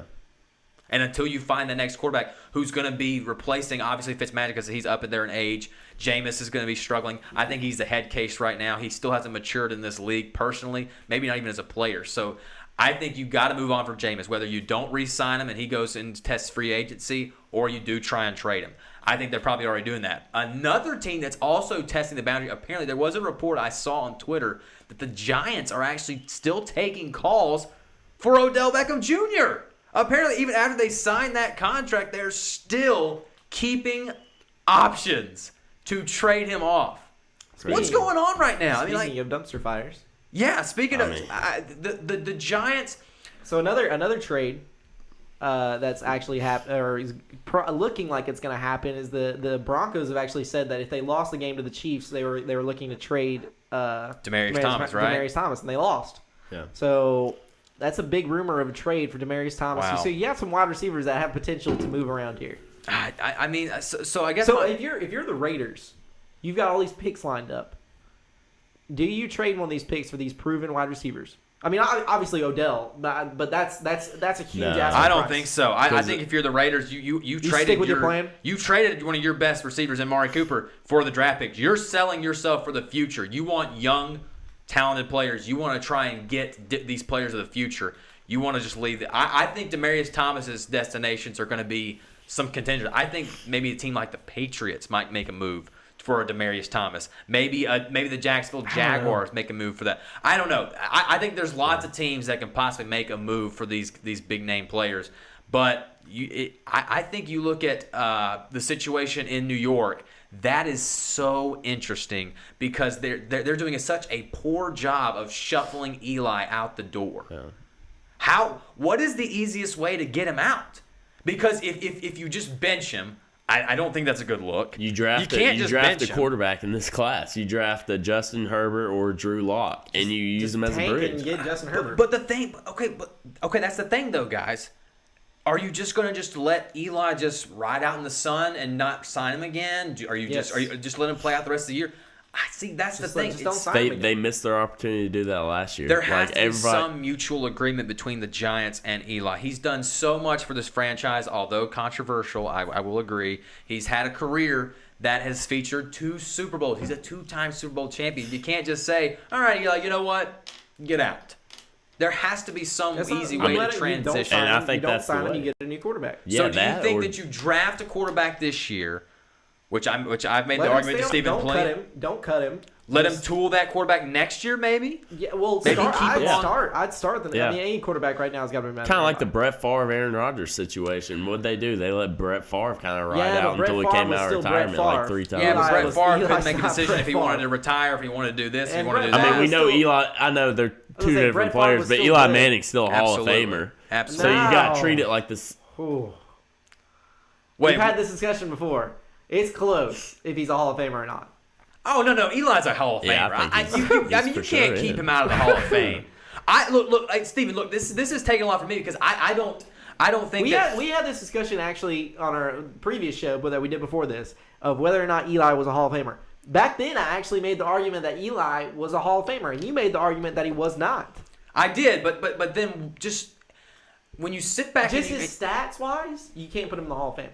But I agree. But with the moments that he's had in the Super Bowls and this performances he's had in individual playoff games and everything like that, it's hard not to. So you have this dilemma here of statistically speaking, he's not a Hall of Fame quarterback based on just other Hall of Fame quarterbacks. Well, but I see what you're saying. But when you're a 2-time Super Bowl champion and you've been the face of the franchise for as long as Eli's been, and face it, he has. When the last 10 years, when you thought of the Giants, who's the guy you thought of? Eli Manning. I'm not saying he wasn't the face of the franchise. I'm just saying because you're the face of the franchise doesn't mean you're a Hall of Famer. And he has that Manning brand, so I just don't think there's any way. I wouldn't put him in. Well, I mean, just from his previous, I understand that. His last few years. I mean, I think there's an argument for it for sure. I think you can go back and forth. I think you can make an argument based on playoffs and the younger years in his career, but based on the later years in his career, it's been bad. I think he's deteriorated his Hall of Fame status. That has a lot to do with his offensive line. Yeah, man. It does. But at the same time, he is not thrown well. Look at Andrew Luck. They're both in the same situations. One's like he has not had a offense. Andrew Luck has not had an offensive line since he's been in the league, and he's played great. Okay, so final lately. So final decision: yes or no? At the end of the day, if we voted today, Eli Manning Hall of Famer. Barely. I say no. Can't say barely, Tyler. Yes. Yes or no? Yes. I say no. I say yes, just because I think. I'm not saying you can't make an argument for it, but I just say no. So moving on, we need to move a little bit quicker here because we are way out of time. Packers and Rams. The Rams actually are able to hang on late in the game and stay undefeated. And the Packers actually played, defensively speaking, they actually played really well. I think this is the first time the Rams have been really, truly tested in a game. I think the biggest story in this game, though, was at the very end of the game, the Rams are up by 2. Todd Gurley actually chooses not to score at the end of the game. People who bet the line and the over. Line and the over, because the line was what, 7.5? Yep. So if he would have ran it in, they would have covered. They would have covered, but he didn't. It also has huge fantasy football implications because that's 6 extra points for a fantasy football team. Now, granted, Todd Gurley scored in the 20s last week, so it wasn't. Right. But I mean, 6 points can be the difference between a winner or a loss in fantasy football. So yeah, I think that was just the craziest part. And I think the actual over-under for the game would have gone over. It would have gone over. It would have been the over. Yep. So if you bet the over in the line. Crazy betting implications with Todd Gurley not scoring. And Todd Gurley comes out and they ask him, what do you think about Vegas or fantasy football? He says, screw fantasy football, screw Vegas. He's all about the win. No, screw you, Todd Gurley. We love fantasy football. Was there now another interesting storyline in all this was, of course, the Mike McCarthy and Ty Montgomery disconnection. Because Mike McCarthy came out and basically threw Ty Montgomery under the bus, saying, because y'all saw at the end of the game, of course, Ty Montgomery makes the fumble on the kickoff return and gives the Rams the ball, and that it effectively ends the game. It doesn't allow Aaron Rodgers to have a chance at a game-winning drive. So Mike McCarthy actually comes out and says, yes, the game plan was to take a knee and give Aaron Rodgers a chance. So basically throws his player, Ty Montgomery, under the bus and says that he was uncoachable. I hate Mike. That he did not listen. Like, is there any kind of just like side-by-side of a coachable player versus uncoachable player as Ty Montgomery and Todd Gurley? Todd Gurley slides down, makes sure they runs the clock out. Ty Montgomery doesn't listen to his head coach, and he decides to run the ball out instead of just taking the knee and letting Aaron Rodgers have a crack at it. And let me just say this. It was a realistic shot with 2 minutes left. Aaron Rodgers in this offense could have pulled off an upset against the Rams this week. They could have. And that's why you see Todd Gurley slide, because he doesn't want to give Aaron Rodgers even a slight chance. Or he gets tackled, he doesn't slide. But that's why you see him let him get tackled, because he don't want Aaron Rodgers to even get a chance. But I just think if you're Todd Gurley, at least slide. Right. Because you have more of a chance. Like, if you get tackled like that, you have a chance of fumbling, you have a chance of getting hurt. You have you have so much. Just score too. You're up by 2 scores at that point. Just score. I agree. Just score. It doesn't hurt anything. But moving forward, does this Rams team, and now that we saw them pushed against the Packers, does the Rams look more beatable at this point? Nope. No. You still don't think even after Sunday, I think the Packers defense played insane, out of their minds. They played great on Sunday. And you still saw the Rams prevail. And they could have scored. It could have been a more of a deficit. The Rams didn't even score in the first quarter. Yeah, it was great. It was great defense at the beginning of the game. The Rams eventually scored, and Jared Goff eventually played a great game. But they just have too many weapons on defense and offense. They're like the Red Sox of the NFL.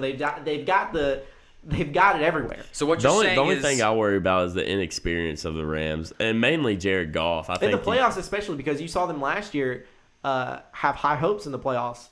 After the run they made, and then fizzled out. They fizzled out in the first game against the Falcons. So I see your point there, Tyler. I think you look at this Rams team, and I think they're a lot like you said, the Boston Red Sox, where even when they play bad, they still win the game.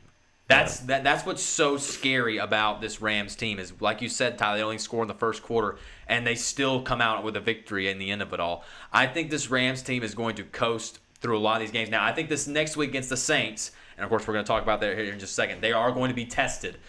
This is going to be a very pivotal game for both teams, for the Saints and the Rams, to try and get this win, because this is going to be determining, if the NFC Championship goes through LA or if it goes through New Orleans. So very, very big game. And of course, going back to this Green Bay game, you saw Aaron Rodgers. I mean, it's Aaron Rodgers. I mean, even against a great defense, Aaron Rodgers can still make throws that just blow us away, and he still finds a way to score points. So I think the Rams they have holes, but I'm not too sure that I don't know what team can expose them more. Aaron Rodgers obviously shows there are some holes, but he's a great quarterback. They're too maybe good. Drew Brees can do it. Maybe a combination of a good defense. Maybe they can do some damage. But at the end of it all, I think that the Rams are just way too, like you said, they're just too good. They're too good. Too stacked of a roster. It's like we were saying with LSU. They have to play the perfect game to beat them. You almost have to play a near perfect game to beat the Rams.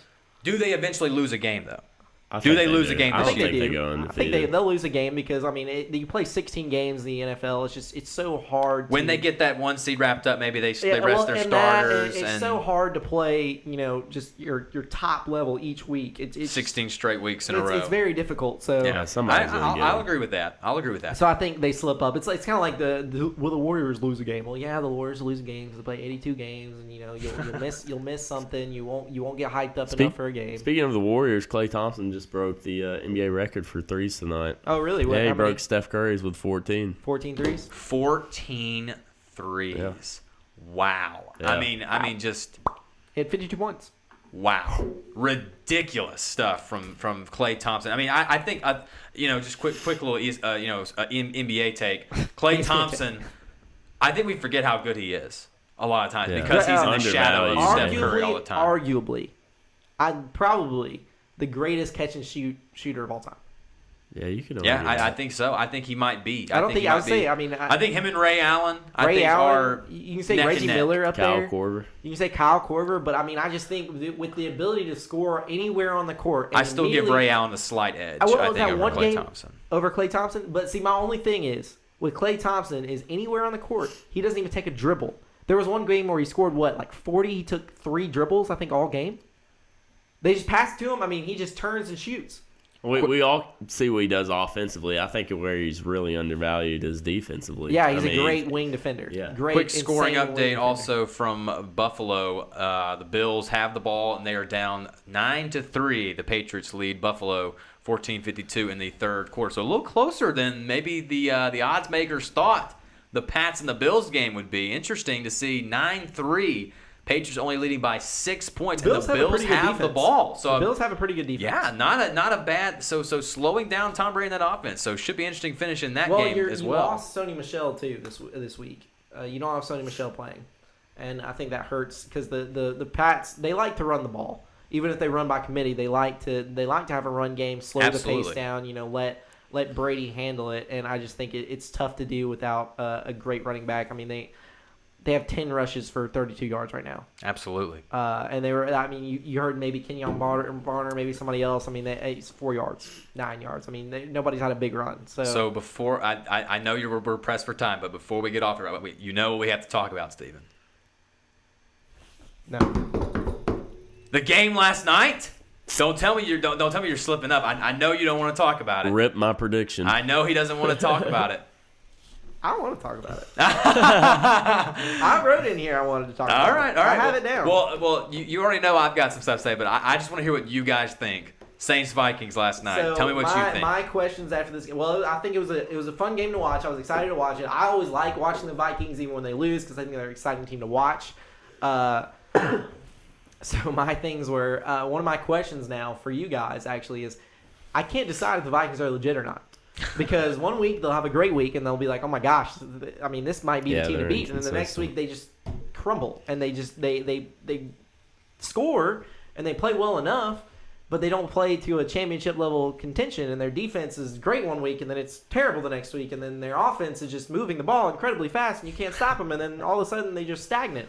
So I don't know what to do. I can't decide if I like them or not. I think you watch that game. Go ahead, give me your take real quick, Tyler. Yeah, I just think it's a testament. To the defense. I knew Drew Brees was going to go out there and play a good game. He did. I just think it's a testament to how good New Orleans has been defensively and what they were able to do against Kirk Cousins. Yeah, you saw last night, and this is just in my personal opinion. The last 2 weeks, the Saints have gone on the road and played two teams with pretty good defenses. Whether you think they're top 5, top 10, both the Vikings and the Ravens have two of the NFL's top 10 defenses. And the Saints went on the road and won. Now, even though I know against Baltimore it was because of a missed extra point, they did come back from 17-7 down to win that football game. And then last night, you saw them go on the road, exercise some demons, because we know that last year with that Minneapolis Miracle, that took out the heart of so many of those Saints players, especially Marcus Williams, and Drew Brees even said. It was one of the most beautiful things I've ever seen. It was good to just get that monkey off your back and go in there and prove that you can win that game. And I think it proves, just again, the better team did not win in that playoff match last season. The Saints were the better football team. No, come on now, Steven. I think this proves, because this is pretty much the same roster, minus Keenum replaced with, of course, Kirk Cousins. I think that it proves the Saints were the better team last year too. It just took the miracle in Minneapolis to get the Vikings to the NFC Championship, forcibly robbing Drew Brees of a chance to play for his second Super Bowl. That's just my take. I think now you don't have to agree with me or not, but I think that the Saints proved it last night on the field. I think go ahead. No, I was just gonna say I think where I was wrong, like I was saying earlier, like in my mind, I was like, okay, the way that Minnesota's been playing offensively, Kirk Cousins is going to go out there and just rip apart the Saints defense, right? Still threw for 300 yards last night. It was a bend don't break defense. The pick six obviously hurts, but he still throws for 300 yards. Even with the pick six, he still had a pretty good completion percentage. So Kirk, it's not like Kirk Cousins was all at fault there. No. Which for most of his career, Kirk Cousins has put up good numbers. I think that Kirk Cousins just has had some bad luck with some teams. Yeah. And his defense kind of let him down last night. But you look at last night, Drew Brees did not play well. This was not a game that Drew Brees particularly played well. Alvin Kamara and Mark Ingram carrying the load. He had less than 200 yards passing last night. Like I said, this was a game that was won at the line of scrimmage, and the Saints won it on the defensive side and on the offensive side. And I think the Saints are proving that they are a legitimate contender. My two takeaways from this game is Adam Thielen is the man. Me and Cole have already talked about it. I already won, so it's fine. You already won. Yeah, he won the argument, sure. Eighth game with 100 yards receiving ties Calvin Johnson's record for it. Do we really want to get into this, Steven? No, we don't. Do we really want to get into this? Adam Thielen is the man. The man, regardless of what team you put him on. He's the man on the...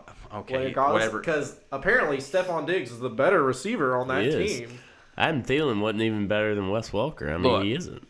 I'm telling you right now, man. So, Tyler, look, this is the point I tried to make to Steven. This is what all I said.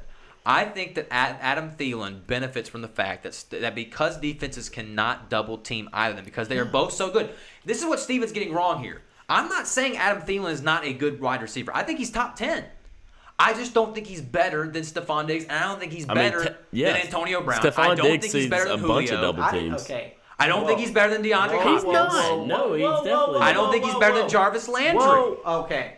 First of all, better than Jarvis Landry. I don't think he's better than Cole Beasley. Better than Jarvis. Okay, maybe better than Cole Beasley. Let's not go that Jarvis Landry. Better than Jarvis Landry. Better than Jarvis Landry. What stats has Jarvis Landry ever put up that are better than Adam Thielen's in the last 2 years? The last 2 years. You can give him last year or this year. Adam Thielen's put better stats than Jarvis Landry's had his career. In his career. Stats are not always the telling of Numbers everything. never lie. All right. Yeah, you're right. Numbers never lie. And Minnesota's last in the league in rushing. Yeah, I'm not saying they're great. Okay, so they have to pass the ball. But I'm saying Jarvis Landry has played with Miami, who's been always great in running. Steven. So numbers never lie, right? So last night, Kirk Cousins throws for over 300 yards. Drew Brees under 200 yards. Who won the game? Okay, the Saints. Right. What I'm trying to say is, Kirk Cousins who was the better quarterback that night? Who was the better quarterback that night? That night, who was the better quarterback? But stats aren't everything. That's my point. Stats I'm not saying tell me everything. I'm not saying winning. I'm not saying stats control winning. Besides the final score. Next question. I'm saying the better quarterback last night was the one with the better stats. Well, let me ask you this, Steven. Kind of. It's a different sport, but still the same question. LeBron doesn't average the most points in the league. I agree. But is he still the best player in the league? Because LeBron can average as many points as he wants whenever he wants. But you're not answering my question. Answer my question. Answer the question straight. No, don't give me this. You said it. You said it at the beginning. No. That is a different argument. No, yes, it is. It's not a different argument, yes, though. Yes, it is. It's not, though. It is, though. Your argument is that numbers never lie. Right. Okay, so LeBron James, does he average the most points in the league? No. But do points Is he the best player in the league, though? Yes. But that has nothing to do with MVPs or anything like that. Because did Russell Westbrook average the most points per game when he won the MVP? Did James Harden? Did LeBron any time he won the MVP? No. But Steven, is the MVP the best player? Just answer my question. I did. I said no. I said no. So what I'm saying is did LeBron average the most points? I said no. So is he the best player in the league, Steven? I said yes 10 times. Okay. All right. So you've just proved my point. And I just proved my point that the numbers are different. Cole. Who won MVP last year? Who won MVP? James Harden. Did James Harden average the most points in the NBA? Did he not? No. Okay. Who won it 2 years ago?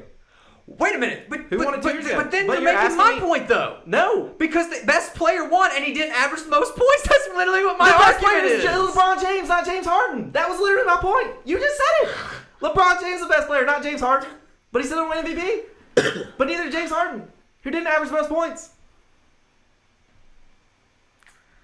Adam Thielen, regardless of what you say, Adam Thielen's better than Jarvis Landry. I never said he was better than Antonio Brown or Julio Jones or DeAndre Hopkins. Oh, but you talk about him like he is. He's 8 games, 100 yards a season, Cole. How do you argue that? How do you argue against that? All I'm trying to say is he's not. He's better than Stephon Diggs. He's better than Jarvis Landry, and you can't even argue that. There's no statistical argument against that. It's not all about statistics. It's not all about statistics, but it has a lot to do with it. You can make a statistical argument for LeBron James or Michael Jordan. You're right, you can. But what is everybody going to throw at you? 6 rings. 6 rings.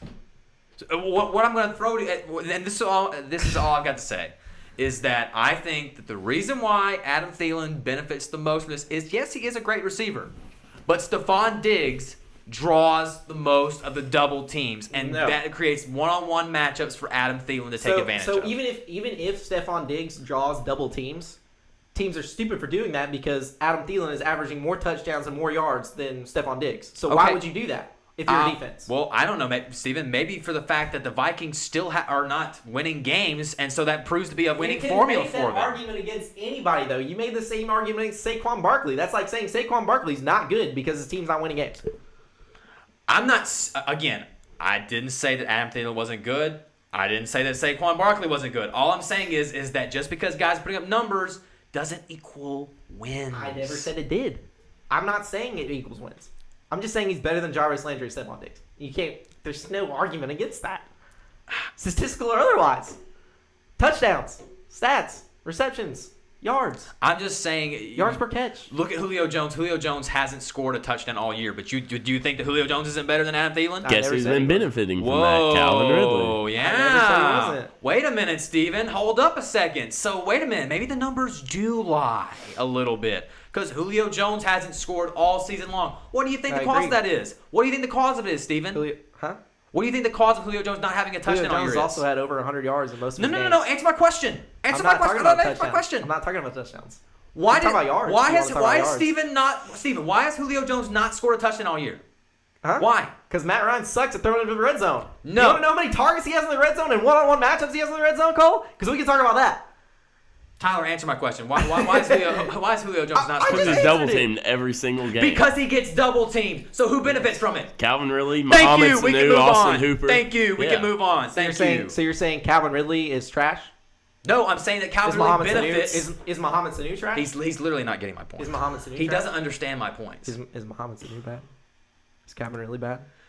Steven, all I'm saying is because Julio Jones is double teamed, that allows Mohamed Sanu and Calvin Ridley to have one-on-one matchups. Cole. Next week, I will show you the tapes that Stephon Diggs is not double teamed every time, and Adam Thielen gets double teams. All right, bringing next week, we're actually going to do a film study of Adam Thielen. I will show you the tapes, Cole, because this is like I don't know how you're arguing this right now. Steven's going to be on this whiteboard back here drawing up. I saw the Saints consistently guard Adam Thielen one-on-one. Okay, well that's their fault.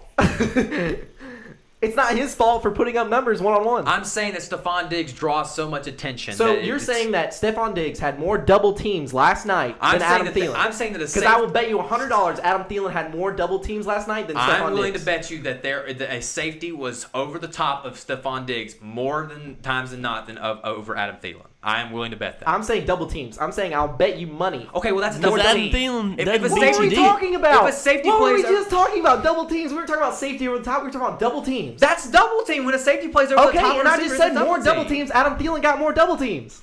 Okay. I'll bet you money he did. All right. Okay. Moving on. Goodness. I didn't want to get into it. Win that argument. I'm loud. Oh, man. All right. We can move on from the NFL. I don't want to talk about NFL anymore. I don't want to talk about receivers. I want to talk about the highlight games next week. Yeah. That's what I want to talk about. Okay, so we already went into a little bit about Georgia and Kentucky. And in my opinion, Kentucky doesn't have a chance. Just because the sloppy play, I just don't think they have the – I think that Georgia can shut down Benny Snell and that Georgia has a better offense than Kentucky does. Mm-hmm. So, to me, even just athletically speaking, if you're not talking about just one side of the ball or other, I think Georgia just outmatches Kentucky.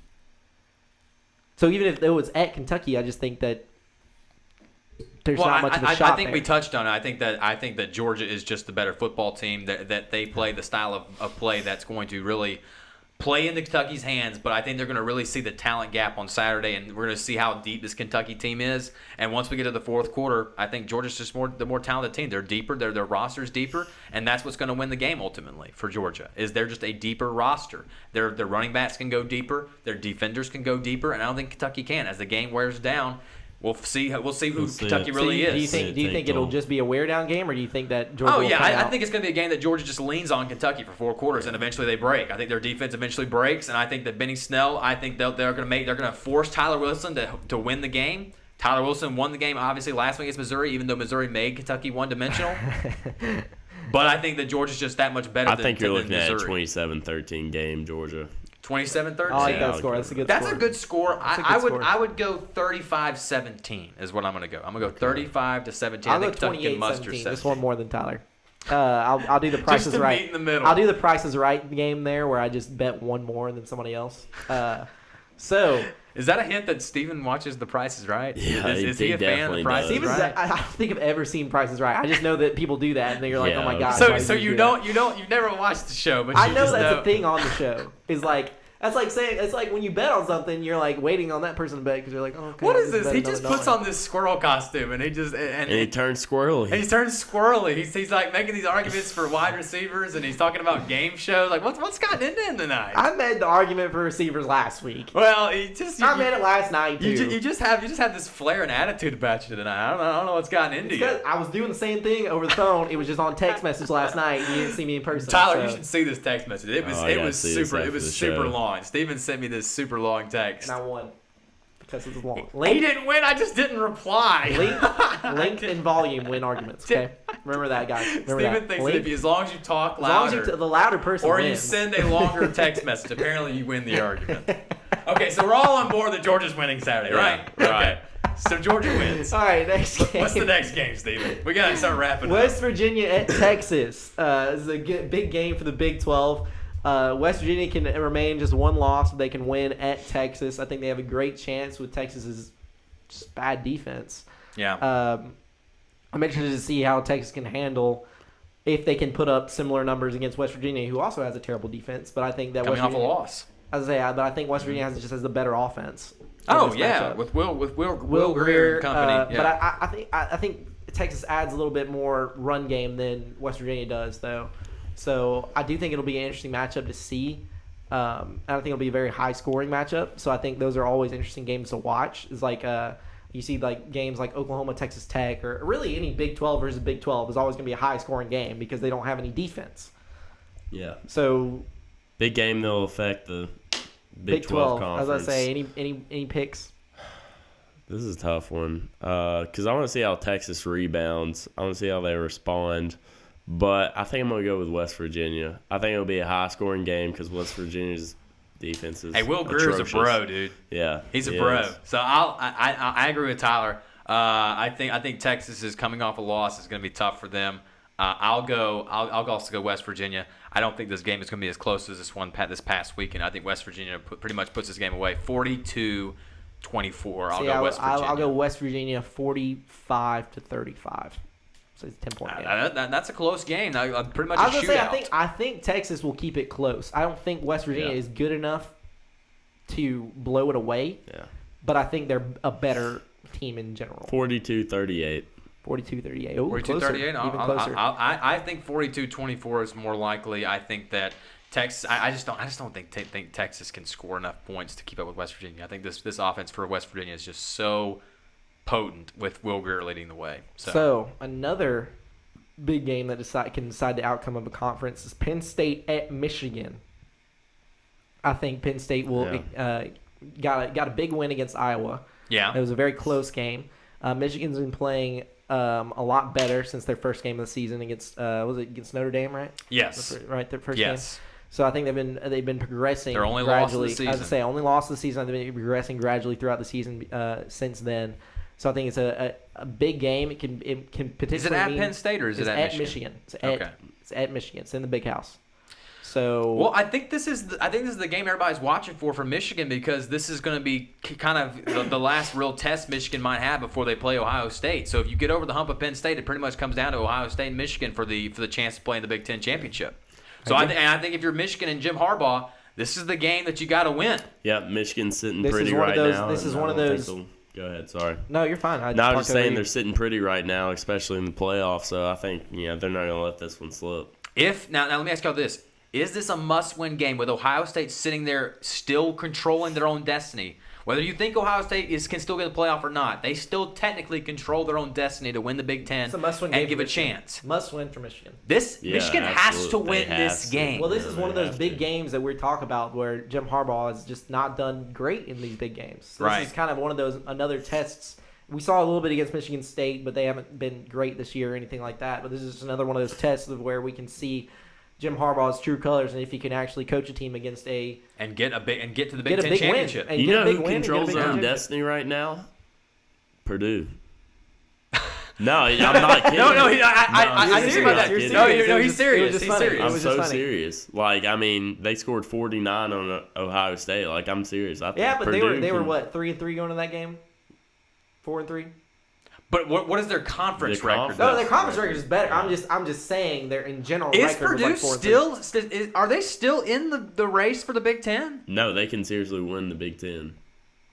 Hang on. Let's. I just want to see. This is important. Yeah, look it up. This is. I think Tyler's on to. I'm not 100% sure. Well, Iowa lost. Wisconsin lost. Wisconsin lost to Northwestern. Iowa lost to Penn State. Okay, so here's the Big Ten standings right now. So Purdue is sitting with a conference record of 3-2.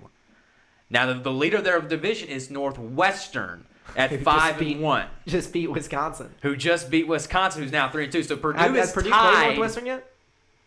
Let's take a look at Purdue's schedule. Wow, Tyler's really got us researching right now. Okay, so Purdue's only loss is to Northwestern in conference. So they need some help. Of course, they just lost to Michigan State, But they beat Ohio too. State. But they have Iowa, Minnesota, Wisconsin, and Indiana. So if they can beat Iowa this week, they got to beat Minnesota. They play Wisconsin, who's tied for them too. They need help with Northwestern. Yeah, they need Michigan to beat Northwestern, and they need Northwestern to take some more L's. If Purdue wins out, that'd be crazy. And Northwestern were to slip up another time, Tyler's correct. Ohio State still has to play Northwestern. Purdue still has a chance to make it to the Big Ten championship. So this is Northwestern's schedule. They play Notre Dame, which is obviously out of conference. They play Iowa, Minnesota, and Illinois. Iowa's a losable game. Wait, has Northwestern already played Ohio State? Did they? No. They don't play. They're on a different side. They're on the other side. They're on the other side. SEC guys over here. You said they already played Michigan or no?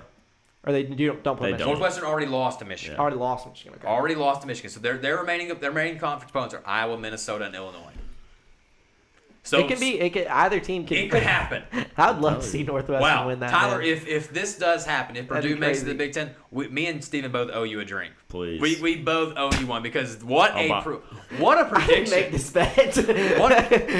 I mean, come on. I'll buy him a drink. I'm just saying. I mean, come on. Put me in bets I didn't make. That is a spectacular. You know what, Tyler? I'll just buy you a drink because you're handsome, man. Tonight. I mean, that's spectacular. That he said that, and then we look up, and it can happen. Wow, awesome. I mean, that's props to Tyler, man. Right. What a producer! Tyler, what a producer! Man. Screening phone calls. I mean, Tyler got this show going. Man. I mean, wow, Tyler, what a show today, guys! What a show! We still have the 2-minute drill to do. We do, and I know I hate myself. We got to talk about Saints Rams because you might die if we don't. Well, yeah. Well, I can touch on that very quickly. Okay, I want to hear your take on it. And then I'm really curious. Well, so look, this is it in LA? I'm almost certain it's in LA, right? It is at New Orleans, actually. Ooh, okay. This changes everything. The line right now is New Orleans is a 1-point favorite. All right, so look, the Vegas is right. This is kind of a coin flip game because since it's in the Dome, if it was in LA, I would give the whole edge to the Rams.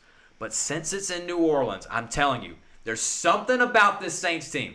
It's just their year. I mean, look, Justin Tucker doesn't miss extra points. He misses one against the Saints. The Saints played the game of a lifetime last night against the Vikings and win in Minneapolis after losing there in the playoffs. Something just feels right about this year. Maybe it's Drew Brees' goodbye tour. He's going to win this Super Bowl this year. But I'm telling you, I think the Saints hand the first L to the Rams this week. 34-28, mark it down. Wow. Saints win in the fourth quarter walk-off win. I think they win. I think I'm going to go with Cole on this one. I think this is the game that the Rams slip up. There's a lot of. I'll go 34-27. I don't think the Rams score 4 TDs in New Orleans. I think they kick 2 field goals. So I'll go 34-27.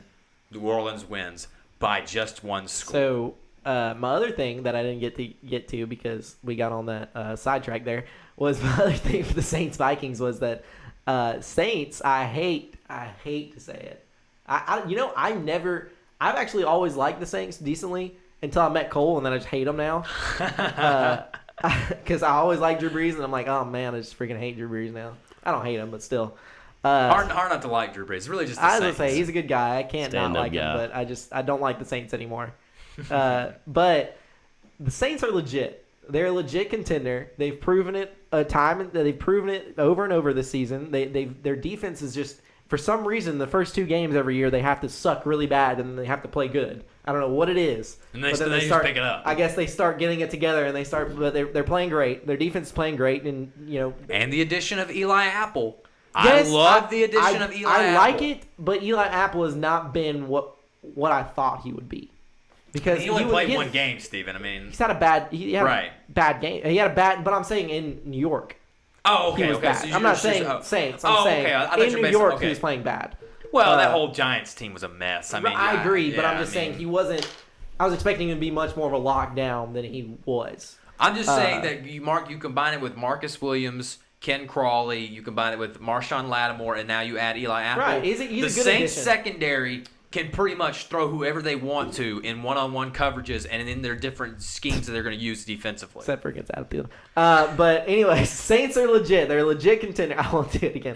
They're a legit contender. That's why I think this game, it's a coin flip, honestly. It's a coin flip for me. Yeah. It's obviously a coin flip for Vegas.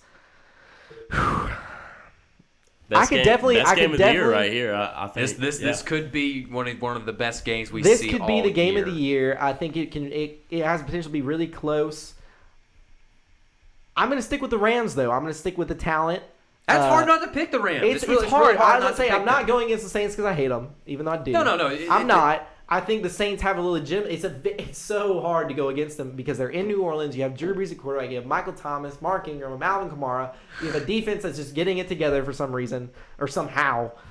But I can't pick against the Rams until I see more to pick against them. Until I see more of a reason to pick against them, I can't pick against them. The Rams are one of those teams where, in football especially, until somebody beats them, it's hard to pick against them. It's like Alabama. I don't want to pick against them until I see them give me more of a reason to pick against them. Even last week when they didn't play their best, I never thought, I was about to say, it was like the Packers had to almost play perfect to beat them, and they couldn't.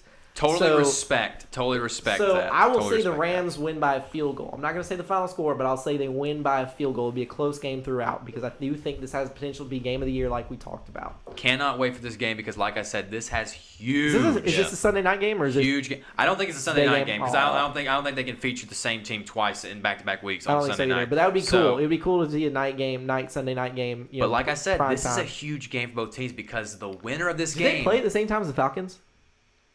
Because the Saints may not be on TV. I don't think they play. Let's look at the schedule real quick. They may not be on TV. Let's see. That would be a real bummer. So this is week 9, right? Yes. So we have week 9 matchups right here. We'll see who's on at what time.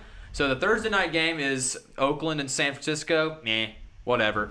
L.A. and New Orleans is a 3:25 kick. Atlanta and Washington is a noon kick. So no, they are not. We're good. We're good. So you can see L.A. and New Orleans on Fox, and Atlanta and Washington is also on Fox. That'll be both games. Both games will be back to back. So the America's game of the week is L.A. and New Orleans. The Sunday night game is Green Bay and New England. Yeah, as I say, that's another game. We're gonna get into that 2-minute drill real quick. Awesome. Real quick before we get into the 2-minute drill. Just a quick update. It is now 9-6. Buffalo has the ball with 3 minutes left in the third quarter. Wow. The Buffalo has the potential to upset. Sticking around. Upset. Wow. This quarterback and I mean, it's been. Is it what? Peterman or Derek Anderson? No, I think Josh Allen is actually. Josh Allen. It's been Josh Allen for a while. Okay, no, because Derek Anderson played last week. Oh, it is Derek Anderson. You're right. Yeah. You're right. Is Derek Anderson starting? Jesus Christ, how old is he? He's been in the league forever. Seriously. Do Google search. How old is Derek Anderson? I would like to know that. He's been playing since Jake 11 of 19, 139. Derek Anderson. Keeping the Bills alive. Why are they not playing Josh Allen? 35 years old? 35 years old. How is he only 35 years old? 40 or 41. Yeah, but Derek Anderson's he backed up Jake Delhomme. This is incredible. Derek Anderson, man. It's the man, the myth, the legend. What was the spread in this game, Steven? I have no idea actually. Probably So New England 14. was favored 10 probably. I didn't even feature this. No, it's probably 7.5 or something. I think it was 7.5 actually. So New England was 14-point favorite. No way. Really? Oh my Wow. God. 14-point favorite, and they are currently just 9-6. So look at this. If you bet the over/under, you have to be feeling pretty confident. It's 44. And these teams only have 15 points right now. If you bet the under, you are looking really good with only 1 quarter left in this game. So, man, what a interesting Thursday night game. Or interesting Monday night matchup. I know we're just so used to doing this on Wednesday nights, right? All right, so let's get into the 2-minute drill. Let's get into this 2-minute drill, baby. So Tyler, I want you to set the clock up for me, because we got a few games to get into here. All right, we're gonna start off with our 3 college football games. So Tyler, whenever you're ready. Right. I don't have the lines this week because they don't put them out on Mondays for college football, so I don't have the lines. That's a bummer. All right, whenever you're ready, Tyler. 3, 2, 1, go. All right, Cole. Texas A&M at Auburn. Who you got? I got Texas A&M on the Plains, pulling it out. So I can definitely see Texas A&M winning this game, and if Texas A&M wins this game, I'm going to say that Gus Malzahn gets fired. So I'm going to say A&M. I'm going to say Auburn will pull out the win though, close one. UTSA at UAB this week. Oh, UAB. UAB. I say UAB as well. Right, I think it'll be I think it's a fun team to watch this year. Keep watching the defense. I predict another shutout for UAB. Stanford at Washington. Who you got? Washington. Your Stanford team's struggling right now. Stanford team's struggling. Washington's struggling too, though. So I could see this game being close. It's at Washington, so I give the edge to Washington. Go Huskies. Falcons. All right, moving on to NFL. Falcons at Redskins. Washington is a 1.5-point favorite. Who you got? As they should be. They're turning in the right direction. Alex Smith's playing well. I think the defense, and combined with Adrian Peterson running the football, they win the game against the Falcons. I will say the Falcons win, even though the Redskins are on the up. It's not just because I'm a Falcons fan. I think they've been playing better. Their defense just needs to do just enough, and Alex Smith has already shown that he has potential to be very bad in games. So I'm going to say the Falcons will win this game by, I'll say, touchdown. Rams at... Oh, well, we already did that one. I already chose that one, but I'll go ahead and say it again. Saints 34-27. I say the Rams win by a field goal. Packers at Pats. New England is a 6.5-point favorite. It's in Foxborough. It's hard to not pick the Patriots. So I agree. I'm going to go with my same philosophy that I did with Rams Saints. Hard to pick against the Pats in Foxborough. I'm going to say the Patriots win, but they do not cover the line. Steelers at Ravens. Oh, the old school rivalry here. I'm going to go the Ravens will win. I still have them as a dark horse. Baltimore's a 3-point favorite in this game. I'll go Baltimore. I will say the Steelers, who have been on the come-up, will win this game. It'll be a close 5 one. 5 seconds. So Chiefs at Browns. Real quick. Chiefs, absolutely. Pat Mahomes keeps dominating. I put this game in because it will probably have the interim head coach will be there. So I'm going to say the Chiefs definitely win, but I think it'll be an interesting game to watch to see how they progress with the new coach. Excellent. Even if it's interim. Thank you so much, guys, for joining us here. We might have gone for like 2 hours, so it is definitely a holiday special. Hey, no, look, we've had a lot of fun. We had an argument. We dressed up. Hey, quickly, everybody, just scoot back. Just show off your costume. Let me look. Look, show off the pizza. Look at Tyler showing off the pizza. Look at that. I'll just show the wings. It's too hot to put the sleeves down, guys. It's too hot. For all of you that called in, thank you. Shout out to you guys calling in. We want to hear from you next week. Call in the show. The number below on your screen. Call next week. We want to hear what you have to say. We'll talk about LSU and Alabama, the reaction from that big game. Another big week. New Orleans, huge. We'll be packed again next week, guys. Thank you so much. Happy Halloween from us. Happy Halloween, guys. See you guys.